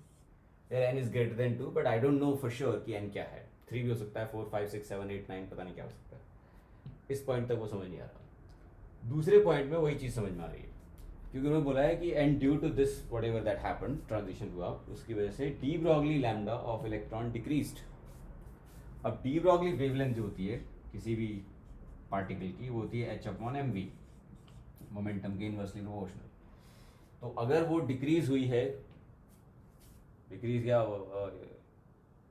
उल्टा बोल दिया मैंने तो देख लो, फिर भी लैम्डा जो है वो इन्वर्सली प्रोपोर्शनल है वी के, तो इंक्रीज लिखना चाहिए था मुझे, वही शायद लिख रहा था पहले में, ठीक है। तो इंक्रीज होगी बिकॉज वी के इन्वर्सली प्रोपोर्शनल है, ठीक है ना। तो पहले तो ये देख लो आराम से, अगर लैम्डा 4 गुना इंक्रीज हुआ तो इसका मतलब वी जो है वो 4 गुना घट गया। ए वी किसका है? इलेक्ट्रॉन का वी बोल रहा हूँ, तो you have to modify this part, ठीक है।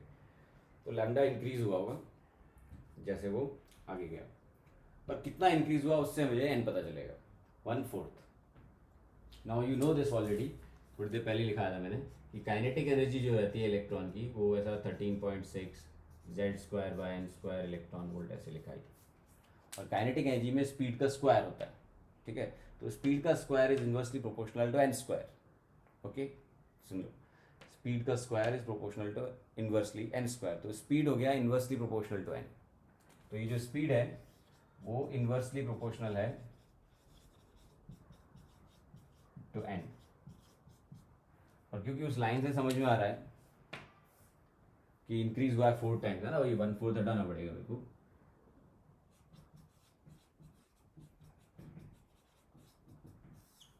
फोर के फैक्टर से इंक्रीज हुआ है अगर लैम्डा, तो v जो है वो 4 के फैक्टर से घटा होगा, यानी n जो है वो 4 के फैक्टर से बढ़ा होगा, ठीक है। तो जितना बड़े सर्कल में जाएगा ना, electron will slow down and lambda will increase, और वो नंबर के हिसाब से आता है। तो इस वजह से हम लोग अब सेकंड लाइन पढ़ने के बाद बोल सकते हैं, ये लाइन पढ़ने के बाद बोल सकते हैं कि जो भी उसका सर्कल नंबर था वो सर्कल नंबर 4 टाइम्स बढ़ गया है, इसलिए वो 8 में चला जाएगा। और ऑब्वियसली टेक दिस 8 स्क्वायर कर दें,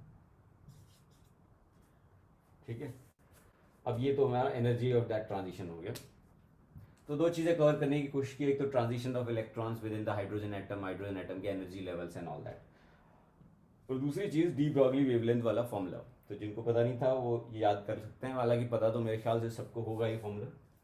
और उसका कनेक्शन हम डायरेक्टली एन के साथ कैसे बना सकते हैं उस पर आप ध्यान दे पा रहे हैं अपन, ठीक है ना, कि क्योंकि डी ब्रॉगली वेवलेंथ वी से कनेक्टेड है और वी जो है वो एन से कनेक्टेड है, तो इसका मतलब डी ब्रॉगली वेवलेंथ और एन का भी इनवर्स प्रोपोर्शनैलिटी, डायरेक्ट प्रोपोर्शनैलिटी बनता है।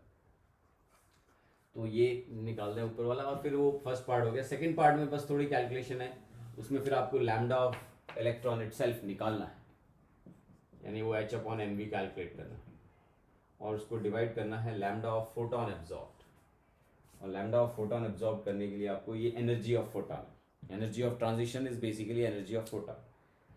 तो वो कैलकुलेशन वगैरह सेव करने के लिए मैं हमेशा रिकमेंड करता हूँ कि कुछ कॉन्स्टेंट्स, क्योंकि इसमें काफ़ी सारे कॉन्स्टेंट्स और कन्वर्जन्स रहते हैं, इसलिए ये दो फॉर्मूले हमेशा रेडी टू यूज़ हो तो अच्छा रहता है कि wavelength of photon used in transition, जब भी ट्रांजिशन होती है ना इलेक्ट्रॉन की, तो उसमें जो फोटोन की वेवलेंथ काम आती है उसका एक फॉर्मूला जो है याद रखा जाए, रिडबर्ग्स कांस्टेंट वाला, अगर तुम्हें याद हो तो that is somewhere around 91.13 nanometer divided by z square 1/n1 square minus 1/n2 square. It's not that I have to do these things, मेरा काम ये नहीं है, क्योंकि हम कॉन्सेप्ट और वो चीज़ें डिस्कस करते हैं, तुम्हारे डाउट्स, तुम्हारे कन्फ्यूजन्स क्या है माइंड में, वो चीज़ें। This thing is just calculation करके एक रेडी टू यूज़ फार्मूला बनाया हुआ रहे तो अच्छा रहता है। तो I am just advising you to keep this formula in mind, it will save few seconds, few minutes also, maybe a minute while solving questions in exam। तो इससे आप डायरेक्टली लैम्डा निकाल सकते हो। ये क्या किया है, जो एनर्जी ऑफ ट्रांजिशन है उसको HF के इक्वल करके निकाला हुआ है, ठीक है। वो इंपॉर्टेंट चीज़ है, जो लाइन जो है ना, एनर्जी ऑफ ट्रांजिशन को HF के इक्वेट करना, दैट्स द कॉन्सेप्ट। ये उस कॉन्सेप्ट का रिजल्ट है, बट क्योंकि इस रिजल्ट में सिंपल कैलकुलेशन नहीं है, डिफिकल्ट कैलकुलेशन है, इसलिए रिजल्ट आपको याद रहे तो एक बड़ा एडवांटेज हो जाता है। एक तो ये बात हो गई। दूसरा लैम्डा ऑफ इलेक्ट्रॉन h/mv जो डी ब्रॉगली वेवलेंथ, तो उसमें भी तुम्हें h और मास और गंदा सा स्पीड डालना पड़ेगा। तो वहाँ पे भी एक चीज़ तुम कर सकते हो, और वो चीज़ तुम्हें वैसे काफ़ी पॉपुलर है, सुनी होगी, कि नील्स बोर के हिसाब से MVR NH/2π होता है ना, ये मेन उसकी पॉस्टुलेट यही थी। तो यहाँ से MV उठा के डी ब्रॉगली वेवलेंथ के लिए सॉल्व किया जा सकता है। तो मैं सीधा सब्सटीट्यूट ही कर लेता हूँ, MV की जगह में h/λ। तो जैसे ही मैं करूँगा तो h की तो ज़रूरत ही नहीं पड़ेगी अब, और r की ज़रूरत पड़ेगी। तो लैम्डा लाना हो इस हिसाब से तो 2πr/n।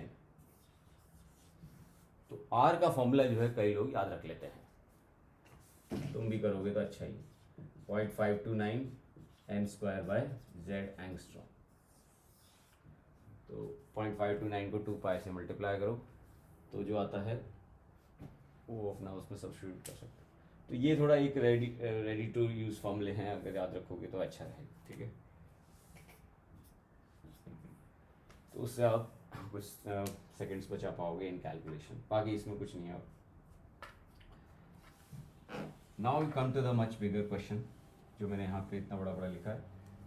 तो this is also very simple idea from the quantum mechanical point of view, not from classical mechanics. तो क्वांटम मैकेनिकल का बेसिक्स है, एकदम फंडामेंटल बेसिक्स, और क्योंकि हमारे सिलेबस में है basics of quantum mechanical atomic structure, इसलिए देयर आर चांसेस कि वो जे एडवांस में ऐसा पूछ सकते हैं। तो पहले तो कुछ अनसर्टेनिटी प्रिंसिपल कवर करने की कोशिश कर रहा हूँ इसके अंदर, और फिर तुम देखो क्वेश्चन पढ़ो। एक पार्टिकल है जिसका मास दिया है and it is found trapped in a one dimensional box. तो मतलब एक वन डायमेंशनल रीजन है, बॉक्स ऐसे वर्ड यूज़ किया। तो एक 1D रीजन है जिसका लेंथ दिया हुआ है 10⁻10 मीटर, और इस लेंथ के अंदर वो पार्टिकल जो है वो ट्रैप किया हुआ है। तो such that no force field is acting on it between 0 and L, ठीक है, कोई बीच में कोई फोर्स फील्ड नहीं है उसके ऊपर। सो it's not like electron feeling the electrostatic attraction of the nucleus in the entire reason जैसा एक्चुअल में होता है, क्योंकि वो जब ऐसा होता है, जब फोर्स फील्ड प्रेजेंट होता है, तो यही चीज़ को करने जाओ तो बहुत डिफिकल्ट हो जाती है, और क्या बनते हैं atomic orbitals 1s 2s 2p, ये सब, ठीक है। हम उसकी तरफ मूव कर रहे हैं। I am just introducing it today and then will move it further next lecture onwards. तो अगर फोर्स फील्ड होता है तो बहुत ही कॉम्प्लेक्स डिस्क्रिप्शन बनता है पार्टिकल के बिहेवियर का इन अ स्पेस इन रीजन, ठीक है। पर मैंने रीजन लिया है and there is no force field, तो उसकी वजह से सिंपल डिस्क्रिप्शन बनता है and can be solve very easily by you and me here. When there is a force field तो कॉम्प्लेक्स बनता है, और कॉम्प्लेक्स मैथमेटिकल बनता है। वो मैथमेटिकल हमारे सिलेबस में नहीं है, पर उसके क्वालिटेटिव आंसर्स हैं जिनको हम ऑर्बिटल्स बोलते हैं, ठीक है, उस डिस्क्रिप्शन को ऑर्बिटल्स बोलते हैं। तो अब तुम देखो, इसमें अनसर्टेनिटी प्रिंसिपल वाला पार्ट तो कर ही सकते हो, सेकंड और थर्ड पार्ट में मैं तुम्हारी हेल्प करूंगा।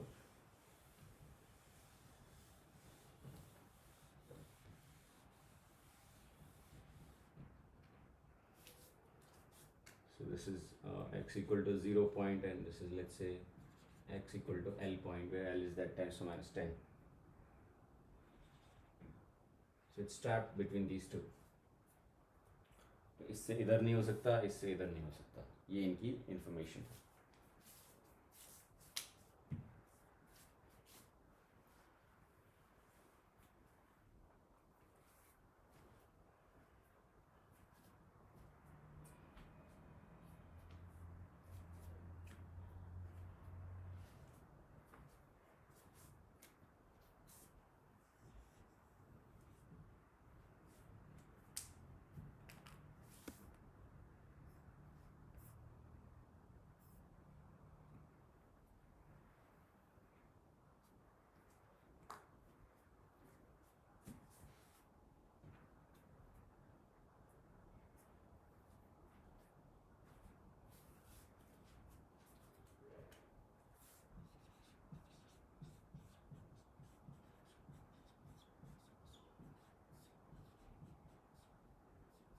ये अपना अनसर्टेनिटी प्रिंसिपल है कि uncertainty in position and uncertainty in momentum का मिनिमम वैल्यू, मतलब it is always greater than equal to h/4π। This is the minimum value in the best experiment possible, आप ये अचीव कर सकते हो। तो अभी इसमें मैं बस वेलोसिटी अनसर्टेनिटी लाना चाहता हूँ, तो you can take out the mass. तो वेलोसिटी अनसर्टेनिटी बच जाएगी, और दूसरी तरफ मास नीचे ले लेते हैं, तो वहाँ से मास लेके आए नीचे आ गए। तो अभी ये निकाल के ये रखते हैं, डेल्टा एक्स पता कर सकते हो तुम, क्योंकि उन्होंने बोला है कि वो इसी वन डायमेंशनल रीजन में है, इससे इधर नहीं है, इससे इधर नहीं है, यानी इधर होने या इधर होने की अनसर्टेनिटी नहीं है हमारे दिमाग। अनसर्टेनिटी बस यहाँ पे, क्योंकि इस पूरे रीजन में कहाँ पे है वो information obviously we don't have. तो जो अनसर्टेनिटी इन पोजीशन है, दैट इज दिस पार्ट, वो हमें पता है 0 से लेके 10⁻10, उसके विद इन कहाँ होता है कुछ भी आइडिया नहीं। तो ऐसे में ये वैल्यू 10⁻10 हो जाएगी, रेस्ट इज जस्ट कैलकुलेशन, ठीक है। टाइम रख दिया, और आप निकाल सकते हो कि कितनी अनसर्टेनिटी इन वेलोसिटी बनेगा। जस्ट ऐसे ही निकालें अगर एक बार, तो मिनिमम वैल्यू आएगी 6.626 इंटू 10⁻34 डिवाइडेड बाय 4 3.14, और ये चीज़ जब इसके साथ मिलेगी तो 10⁻40 कुछ ऐसा आता है। तो ये रफली 12 हो गया, ये 6 हो गया, तो let's say half, approximate value half of 10⁻6। That's the uncertainty in velocity. तो जस्ट एक रफ आइडिया आ गया। इसके थ्रू थोड़ा ये कॉन्सेप्ट भी देख लेते हैं कि सपोज मैं इस बॉक्स को छोटा करूँ, इन दो पॉइंट्स को और पास में लाऊं where the particle is trapped. So as this value decreases, if I try to put it in a smaller region, so as this value decreases, you know, the delta V will increase. And you see already the value is of this order, 10⁻6. So suppose I do it, suppose 10,000 times smaller. इसको मैं 10,000 times और छोटा कर दूँ तो ये 10,000 times और बढ़ जाएगा, यानी हाफ इंटू 10⁻10 टाइप्स हो जाएगा। And now you understand that this kind of uncertainty in velocity is not acceptable from the even relativistic point of view. इतना speed of light से भी ज़्यादा ही है। तो इससे ये सीखने को मिलता है कि आप किसी पार्टिकल को आप छोटे रीजन में जब आप ट्रैप करते हो तो एक उस छोटे रीजन में ट्रैप करने की भी एक लिमिट है। ये क्लासिकल मैकेनिक्स कभी नहीं बोलती। क्लासिकली बोलता है कि आप कितना भी छोटा है तो जितना वो साइज़ है उसका वहाँ तक आप जा सकते हो, लेकिन यहाँ पे क्लियरली दिख रहा है कि after certain stage of restriction you won't be able to keep that particle restricted into that region, चाहे तुम्हारा यहाँ पे और यहाँ पे कितना भी स्ट्रॉन्ग रेस्ट्रिक्शन हो, कोई भी कितनी भी मजबूत दीवारें हो, उन मजबूत दीवारों को भी तोड़ के ही चला जाएगा इरिस्पेक्टिव ऑफ इट्स एनर्जी। मतलब सपोज इसकी एनर्जी, इस पार्टिकल की एनर्जी सपोज x जूल है और इस दीवार को तोड़ने के लिए suppose y greater than x joule energy चाहिए, तो जब आप इनको पास में लेके आओगे तो ये वो चीज़ भी वायलेट कर देगा और it becomes a very weird kind of a thing, जो लगता है यार एनर्जी कंजर्वेशन का क्या होगा। तो उस एस्पेक्ट में तो हमें जाना नहीं आगे, but I am just giving you this thought. But ये पॉइंट जरूर इंपॉर्टेंट है कि इन क्वांटम मैकेनिक्स पार्टिकल्स को स्मॉल रीजन में रेस्ट्रिक्ट करने पे एक लिमिटेशन है, उससे छोटे रीजन में आप उनको रेस्ट्रिक्ट कर ही नहीं सकते।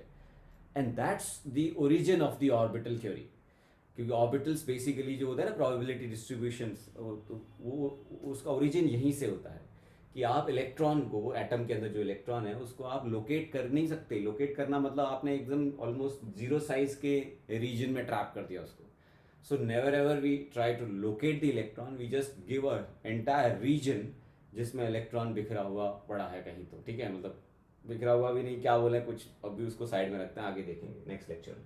बट इतना ज़रूर एक सेंस रखेंगे दिमाग में कि क्वांटम मैकेनिकली एक पार्टिकल को स्मॉल रीजन में ट्रैप करने की एक लिमिट होती है और उस लिमिट के आगे आप जा नहीं सकते।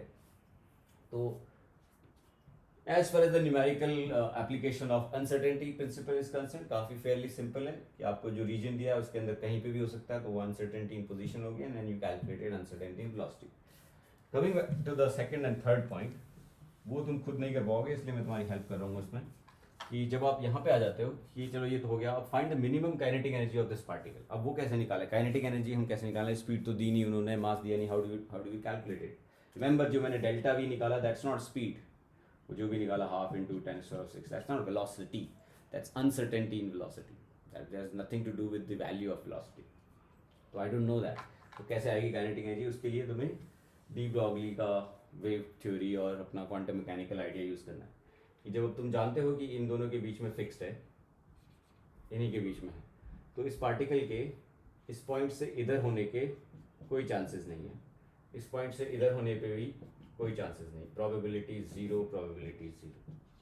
अब थोड़ा थोड़ा हम प्रोबेबिलिटी वर्ड यूज़ करना चालू कर रहे हैं ताकि हम जब एक्चुअल ऑर्बिटल्स पढ़ें तो हमें अजीब ना लगे, हम ठीक है हाँ समझ में आता है, इधर हो नहीं सकता, इधर हो नहीं सकता, तो that's why I said probability zero, लेकिन बीच में तो हो सकता है, ठीक है। अब क्वांटम मैकेनिक्स का फंडामेंटल प्रिंसिपल सिखाना था थ्रू दिस, ठीक है, through this question. Fundamental principle ये बोलता है कि जहाँ जहाँ पार्टिकल हो सकता है, कैन बी देयर, वहाँ वहाँ देयर, उन जगहों में उसके होने के जो प्रोबेबिलिटीज़ हैं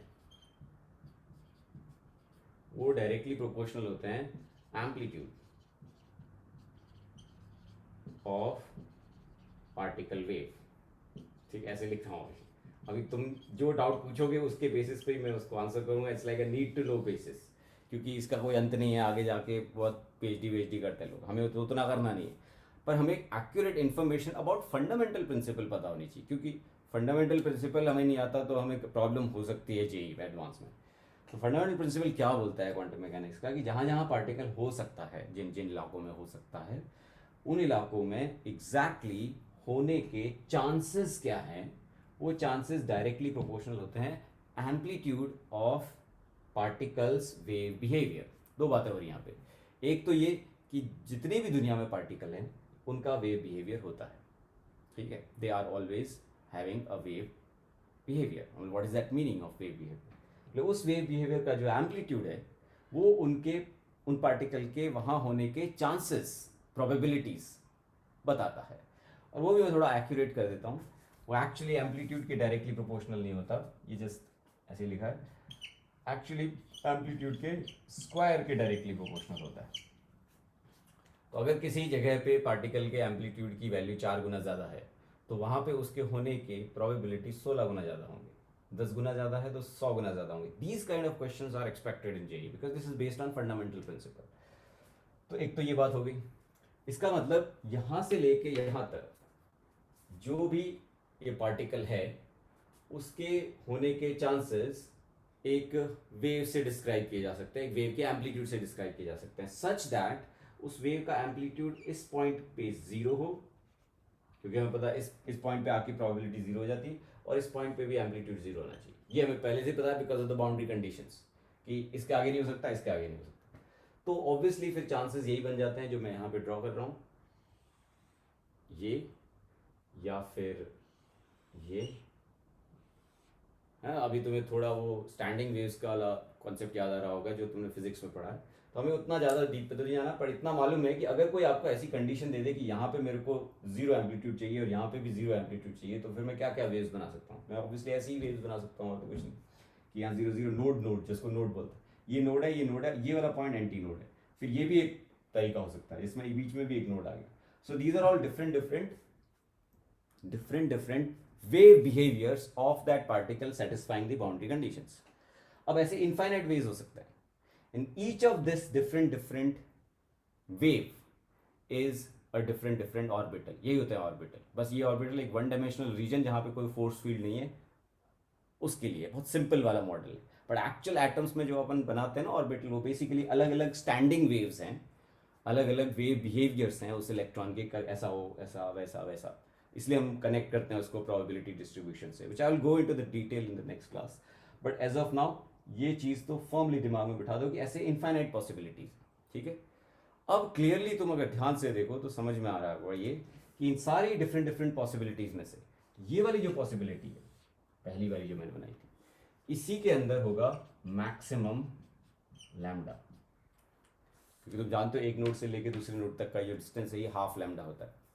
इसमें वही डिस्टेंस के अंदर एक पूरा लैम्डा फिट हो गया, अगली बार 1.5 लैम्डा फिट हो जाएगा। यानी एक सिंपल कंडीशन ऐसे लिख सकता हूं मैं कि जो एंटायर लेंथ है इस रीजन की, that's equal to λ/2 times n। उसमें λ/2 फिट होते हैं, कितने फिट होते हैं that depends on the number of such λ/2s, ठीक है।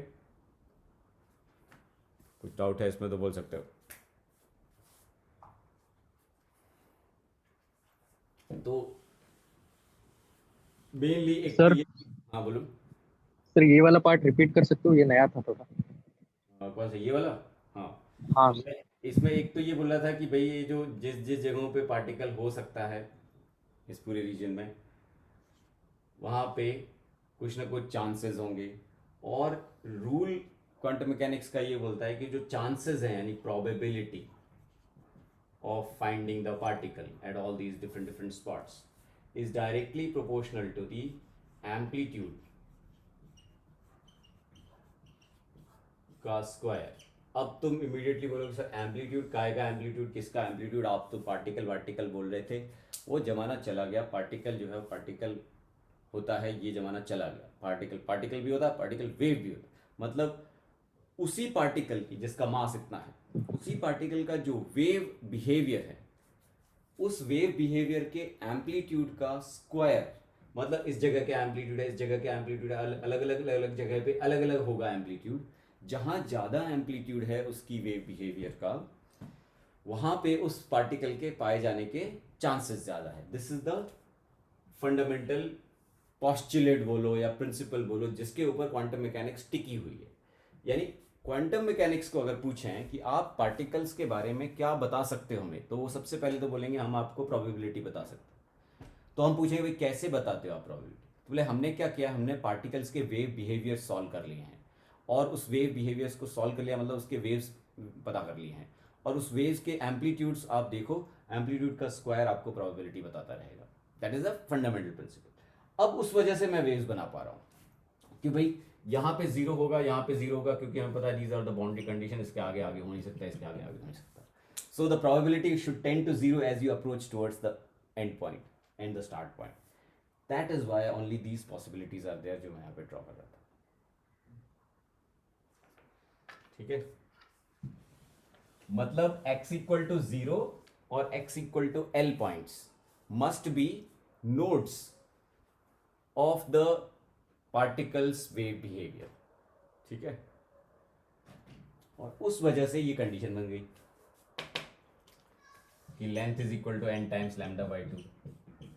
इसमें n इक्वल टू 1 जो है वो ये वाला है, 1 lambda by 2, n equal to 2 है वो वाला प्रोबेबिलिटी वेव। ठीक है, and these are nothing but different, जो ऑर्बिटल्स हैं वो यही हैं। ठीक है, मतलब ये इस केस में एटम्स में इलेक्ट्रॉन के ऑर्बिटल्स, मतलब ऐसी स्टैंडिंग वेव्स जिनकी एम्पलीट्यूड्स आपको प्रोबेबिलिटी डिस्ट्रीब्यूशन बताती।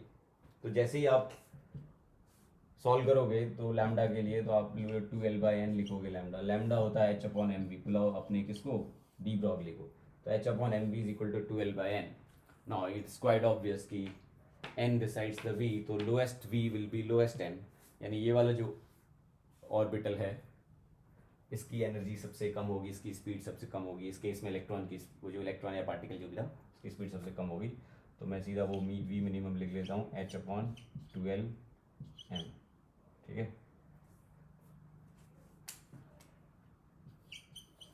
जनरल फॉर्मूला लिखना था n के टर्म्स में लिख सकते हो ऐसे NH/2l। अब वो v से आप फिर काइनेटिक एनर्जी निकालो और जो भी एनर्जी स्टेट्स वगैरह सब निकाल सकते हो। दिस वाज द डील है। और भी कुछ काउंटर क्वेश्चन है तो प्लीज आस्क, ओपनली पूछो, कोई दिक्कत नहीं है। जितने तुम पूछोगे उस हिसाब से मैं बताऊंगा, because I can not just go on and sir on. Sir अगर हमें वेव फंक्शन दिया होगा तो हाँ अगर हम सर्टेन रीजन में प्रोबेबिलिटी फाइंड कर सकते हैं क्या? बिल्कुल सही, बिल्कुल कर सकते हैं, बिकॉज ऑफ दिस रिलेशनशिप। अगर सर्टेन रीजन दिया हुआ है मतलब find the probability at this region, मतलब दिए तो कर सकते हैं सर। कर सकते हैं, बिल्कुल कर सकते हैं। सर आप हालांकि एक ये क्वेश्चन कराइए। करने की जरूरत नहीं पड़ेगी, बिकॉज वो थोड़ा जेई के सिलेबस, थोड़ा नहीं पूरा ही जेई के सिलेबस से बाहर है, ऐसे टाइप के न्यूमेरिकल्स बाहर है, पर ऑब्वियसली कर सकते हैं और वो करते हैं इसी रिलेशन से। ठीक है, क्योंकि जैसे तूने बोला वेव फंक्शन दिया है, तो वेव फंक्शन का मतलब होता है आपको एम्पलीट्यूड दिया है, और अगर एम्पलीट्यूड दिया है तो प्रोबेबिलिटी निकल ही जाएगी, क्योंकि रिलेशन तो है आपके पास। बस मैं इस रिलेशन को आगे एक्यूरेट टर्म्स में तुम्हें नहीं बता रहा हूँ, मैं सिर्फ फंडामेंटल प्रिंसिपल बता रहा हूँ, बिकॉज वो क्वेश्चन फंडामेंटल प्रिंसिपल पे पूछ सकते हैं। इस इंफॉर्मेशन को बता रहा हूँ कि हाँ, एम्पलीट्यूड यानी वेव फंक्शन का square tells you the probability data, but I am not forcing you और सजेस्टिंग यू ऑल्सो कि to actually solve this and equation क्या होगी, प्रोपोर्शनलिटी कांस्टेंट क्या होंगे, वो पूरा नॉर्मलाइजेशन वगैरह वो सब नहीं है हमारे जेई सिलेबस, बट इतना होना चाहिए बस। ठीक है, सर ऑर्बिटल्स के कैसे रिलेटेड है सर एम्पलीट्यूड? ऑर्बिटल्स जो रहते हैं 2s ऑर्बिटल्स, हाँ 2s 2p हाँ 3s, वो कैसे रिलेटेड होते ग्राफ्स वगैरह? हाँ, वो हम सीखेंगे बिल्कुल, क्योंकि बेसिकली ये 2s 2p 3t, जो भी अपन बोलते हैं कि 1s क्या है 2s क्या है, तो 1s एंड 2s क्या है। 1s is a standing wave. बोले व्हाट इज 2s देन? बोले स्टैंडिंग वेव।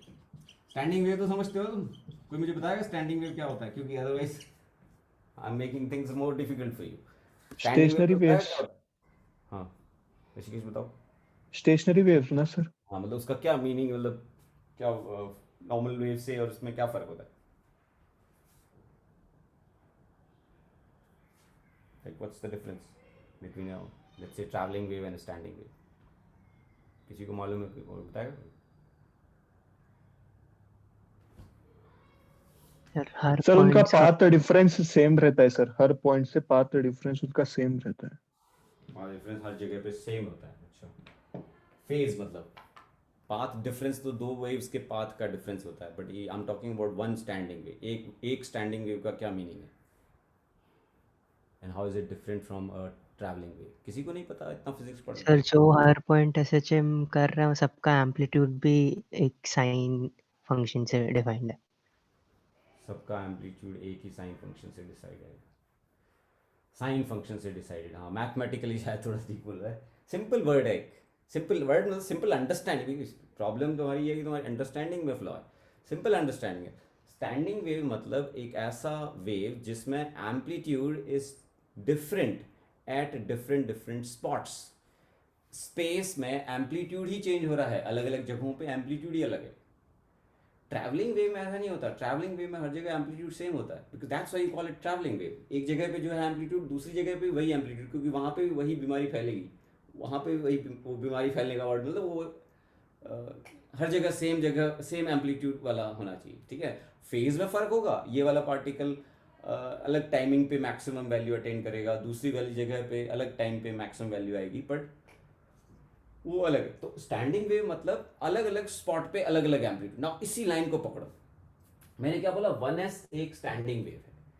ये आपका न्यूक्लियस, ये सारे spots space I am not talking about electron. ठीक है, आई am not showing you electron, nobody can show you electron. ठीक है, स्पेस तो है ना, 3D स्पेस। ठीक है, अब स्पेस में हर जगह पे ये सब पॉइंट्स हैं। तो अ स्टैंडिंग वेव मींस अलग अलग पॉइंट पे अलग अलग एम्पलीट्यूड था, और ये इंटेलिजेंट लोगों ने हर पॉइंट पे एम्पलीट्यूड पता कर लिया, और ये जो पूरा का पूरा डेटा है उसको अपन बोलते हैं 1s। बोले फिर 2s क्या है? बोले डिफरेंट स्टैंडिंग वेव, एक ऐसी स्टैंडिंग वेव जिसमें इन्हीं सब जगहों पे एम्पलीट्यूड और भी अलग अलग आता है, डिफरेंट एम्पलीट्यूड आता है। यानी ये सारे orbitals are basically different different standing waves. मतलब आपको बताते हैं अलग अलग स्पॉट्स पे क्या है एम्पलीट्यूड, ताकि आपको पता क्या चले, पता है, probability. So these orbitals are essentially probability distribution, कि इलेक्ट्रॉन का प्रोबेबिलिटी डिस्ट्रीब्यूशन कैसा है उस 3 डायमेंशनल स्पेस में। ठीक है सर वो एम्पलीट्यूड कैसे फाइंड करते हैं 3D हाँ, स्पेस में? कैसे फाइंड करते हैं वो लकीली जेई सिलेबस में इन्होंने रखा नहीं है। हाँ कर सकते हैं, हम चाहें तो कर सकते हैं, पर अपने को वो करना नहीं है। तुम जाओगे आईआईटी में फर्स्ट ईयर में, सेकेंड ईयर में सिखाएंगे तुम्हें। तो all the mathematical part of quantum mechanics is not in the syllabus. That's why I'm only stressing on something which is little important or little fundamentally important, कि pathway क्या है, तरीका क्या है, उनका लॉजिक क्या है। क्वांटम मैकेनिक्स वाले अपने कुछ इक्वेशंस हैं, सीक्रेट इक्वेशंस लेके बैठे हैं, उनको यूज करके वो एम्पलीट्यूड निकाल लेते हैं इलेक्ट्रॉन के वेव बिहेवियर का हर स्पॉट पे, और जैसे ही एम्पलीट्यूड निकलता है तो उससे प्रोबेबिलिटी निकलती है। ये इन्फॉर्मेशन हमें होनी चाहिए, ऐसा होता है ये पता होना चाहिए, करना नहीं है ये। ठीक है, that is what I am trying to say. तो अभी ये जो पर्टिकुलर लास्ट एग्जांपल है, मतलब इसमें हमने जैसे मान लो ये वाला बोला, तो इसका मतलब पता है क्या है? इसका मतलब है ये है एक्सट्रीमिटीज, अंदर पार्टिकल है, और अगर मैं पूछूं पार्टिकल है कहाँ पे इस पूरे गैप में, तो तुम सीधा बोलोगे सर नहीं पता, कोई नहीं जानता कहाँ होता है, लेकिन उसका एम्पलीट्यूड जानता हूँ। मतलब तुम ये जानते हो कि right in the middle at x equal to L/2 उसके होने के चांसेस मैक्सिमम है। उसका मतलब ये नहीं कि तुम यहाँ पे बता रहे हो यहाँ पे चांसेस मैक्सिमम है, मतलब थोड़ा थोड़ा फैंसी कलर यूज करें कि हाँ यहाँ पे ज़्यादा। जैसे जैसे तुम बाउंड्री कंडीशंस की तरफ जाओगे तो चांसेस घटते जाएंगे। ये आपका 1 डायमेंशनल ऑर्बिटल जो भी बोलो, क्योंकि हम जो नॉर्मली ड्रॉ करते हैं वो 3D में ड्रॉ करते हैं ना एटम्स में, वो करना है हमें अगले लेक्चर में। बट एक सिंपल मॉडल के अंदर मैं समझाना चाहता हूँ कि जब हम वो काम करें तो तुम्हें पता होना चाहिए कि कर क्या रहे हैं, कि वो मीनिंग क्या है उस ऑर्बिटल का। तो एक बिखरा हुआ मतलब एक पार्टिकल जो है वो एक पॉइंट नहीं है, मतलब वो पूरी तरह जगह फैला हुआ है, यहाँ पे भी यहाँ पे उसका फैलाव ज़्यादा है, यहाँ पे कम है। When this is the orbital, और ऐसे इनफाइनाइट पॉसिबल्स हैं, तुम देख सकते हो हर एक में वो डिफरेंट आएगा एनर्जी। ठीक है हाँ सर, सर ऐसे हम बोले तो जो एक्स एक्सिस है इस केस में, उसके अलोंग अगर हम प्रोबेबिलिटी का ग्राफ बनाएंगे तो उसका ये यस शेप आएगा। लेकिन जब ग्राफ है जहाँ ज़्यादा हाइट है, क्योंकि तुम्हें पता है ना कि वेव का एम्पलीट्यूड एक्चुअली क्या होता है, ग्राफ ही होता है। वेव का एम्पलीट्यूड जो बनाते हो, एम्पलीट्यूड जो ड्रॉ करते हो, वेव बनाते हो, तो आप बेसिकली ग्राफ ही बनाते हो। ग्राफ किस चीज़ का बनाते हो, उस क्वांटिटी का जो अलग अलग वैल्यू रखती है, अलग अलग। मैं अगर ऐसे बनाऊँ, सपोज कल को ऐसे बनाऊँ, फिर ये कोई वेव है, तो इमीडिएटली तुम ये थोड़ी बोलोगे सर एक पार्टिकल है जो ऊपर ऊपर नीचे जंप कर रहा है। नहीं, in general what you are saying, you just telling the graph of, क्योंकि हो सकता है ये इलेक्ट्रोमैग्नेटिक वेव हो। अगर इलेक्ट्रोमैग्नेटिक वेव है तो हमें पता है just electric fields and magnetic fields, कहीं पे इलेक्ट्रिक फील्ड की वैल्यू ज़्यादा, कहीं पे इलेक्ट्रिक फील्ड वैल्यू कम। वैसे तो ये बिल्कुल सही बोला कि ये जो मैं यहाँ पे ड्रॉ किया हुआ है ये और कुछ नहीं, बस ग्राफ है जो आपको बताता है कि कहाँ कहाँ प्रोबेबिलिटी ज़्यादा और कहाँ कहाँ कम है। बिल्कुल सही। पर सर ये तो एकदम ऐसा ही रहेगा, स्टेबल रहेगा ना, ये तो मूव नहीं करेगा। तो हम ऐसा क्यों बोलें कि वेव नेचर है? ये मूव नहीं करेगा, इस सेंटेंस में ये कौन है? सर ये जो ग्राफ है, जो प्रोबेबिलिटी है वो तो हमेशा कांस्टेंट रहेगा ना एक पॉइंट पे। हाँ, इफ नहीं, अगर अगर ऑर्बिटल ऐसा, मतलब अगर पार्टिकल की एनर्जी ऐसी है, मतलब λ/2 इज इक्वल टू एल वाला केस, वो एनर्जी पे डिपेंड करता है। क्योंकि ऐसा है तो ऐसा भी हो सकता है। देखो अभी मैं बनाता हूँ, यही वो 2 पॉइंट्स, और ऐसा भी हो सकता है। इसमें तुम देखो सेंटर पॉइंट पे प्रोबेबिलिटी मैक्सिमम, इसको तुम लो सेंटर पॉइंट पे 0 प्रोबेबिलिटी, यहाँ पे मैक्सिमम। तो अब अगर कोई पूछे यार आप कंफ्यूज क्यों कर रहे हो, पार्टिकल ऐसा है कि ऐसा है, मतलब पार्टिकल का प्रोबेबिलिटी डिस्ट्रीब्यूशन ऐसा है कि ऐसा है, तो मैं जवाब में बोलूंगा वो डिपेंड करता है कि उस पार्टिकल की एनर्जी कितनी है। क्योंकि अगर λ/2 is equal to L case लोगे, और ये होगा 2 λ/2 is equal to L case, इसमें अलग एनर्जी आएगी, इसमें अलग एनर्जी आएगी। As you can see de Broglie wavelength से कनेक्टेड है वो लैम्डा डी ब्रॉगली वेवलेंथ। तो अगर पार्टिकल ऐसा था और उसको आप फोटोन दोगे, एनर्जाइज करोगे, ऐसा कर सकते हैं, वो फोटोन एमिट करके ऐसा हो सकता है। और ऐसे और भी कई हैं। इसलिए हम बोलते हैं एटम्स में कि जैसे ही आपने फोटोन दिया, orbital changed from 1s to 2s, ऐसे समझ लो, ठीक है। But for one kind of orbital हर जगह पे प्रोबेबिलिटी फिक्स होती है। जैसे ही ऑर्बिटल बदला, उन्हीं सब जगहों पे प्रोबेबिलिटी बदल गई, ठीक है। अभी क्लियर है? चलो, तो अभी तुम थोड़ा ओवरलोड हो गए, तो आराम से सोचना इसके बारे में, because this is the beginning of it. कल हम लोग आराम से ठंडे दिमाग से इनको वापस देखेंगे। सोचना पहले, think about it, what you need to think, वो भी मैं थोड़ा गाइडेंस देता हूँ। You need to think scientifically, don't think random thoughts कि सर ने आज ऐसे ऑर्बिटल, आज तो बता दिया सर ने कि एटम्स के अंदर तो स्टैंडिंग वेव्स होते हैं, फिर तुम वो तार और बांसुरी सोचने लग गए। I am talking about standing wave in general concept, I am not talking about standing wave of sound kind, क्योंकि वो मैकेनिकल वेव्स होते हैं, they are just oscillation of particles. I am not talking about oscillation of particles here, I am talking about oscillation in general. और यहाँ पे उस oscillation का meaning displacement of a particle नहीं है जैसे बांसुरी में होता है। यहाँ पे इन ऑसिलेशंस का मीनिंग है probability of finding a real object called a particle. तो थोड़ा प्योर तरीके से सोचो, प्योरिस्ट तरीके से, कि भाई स्टैंडिंग वेव सोचने के लिए या समझने के लिए या फील करने के लिए you don't have to rely on sound, you don't have to rely on guitar. The idea of standing wave is general.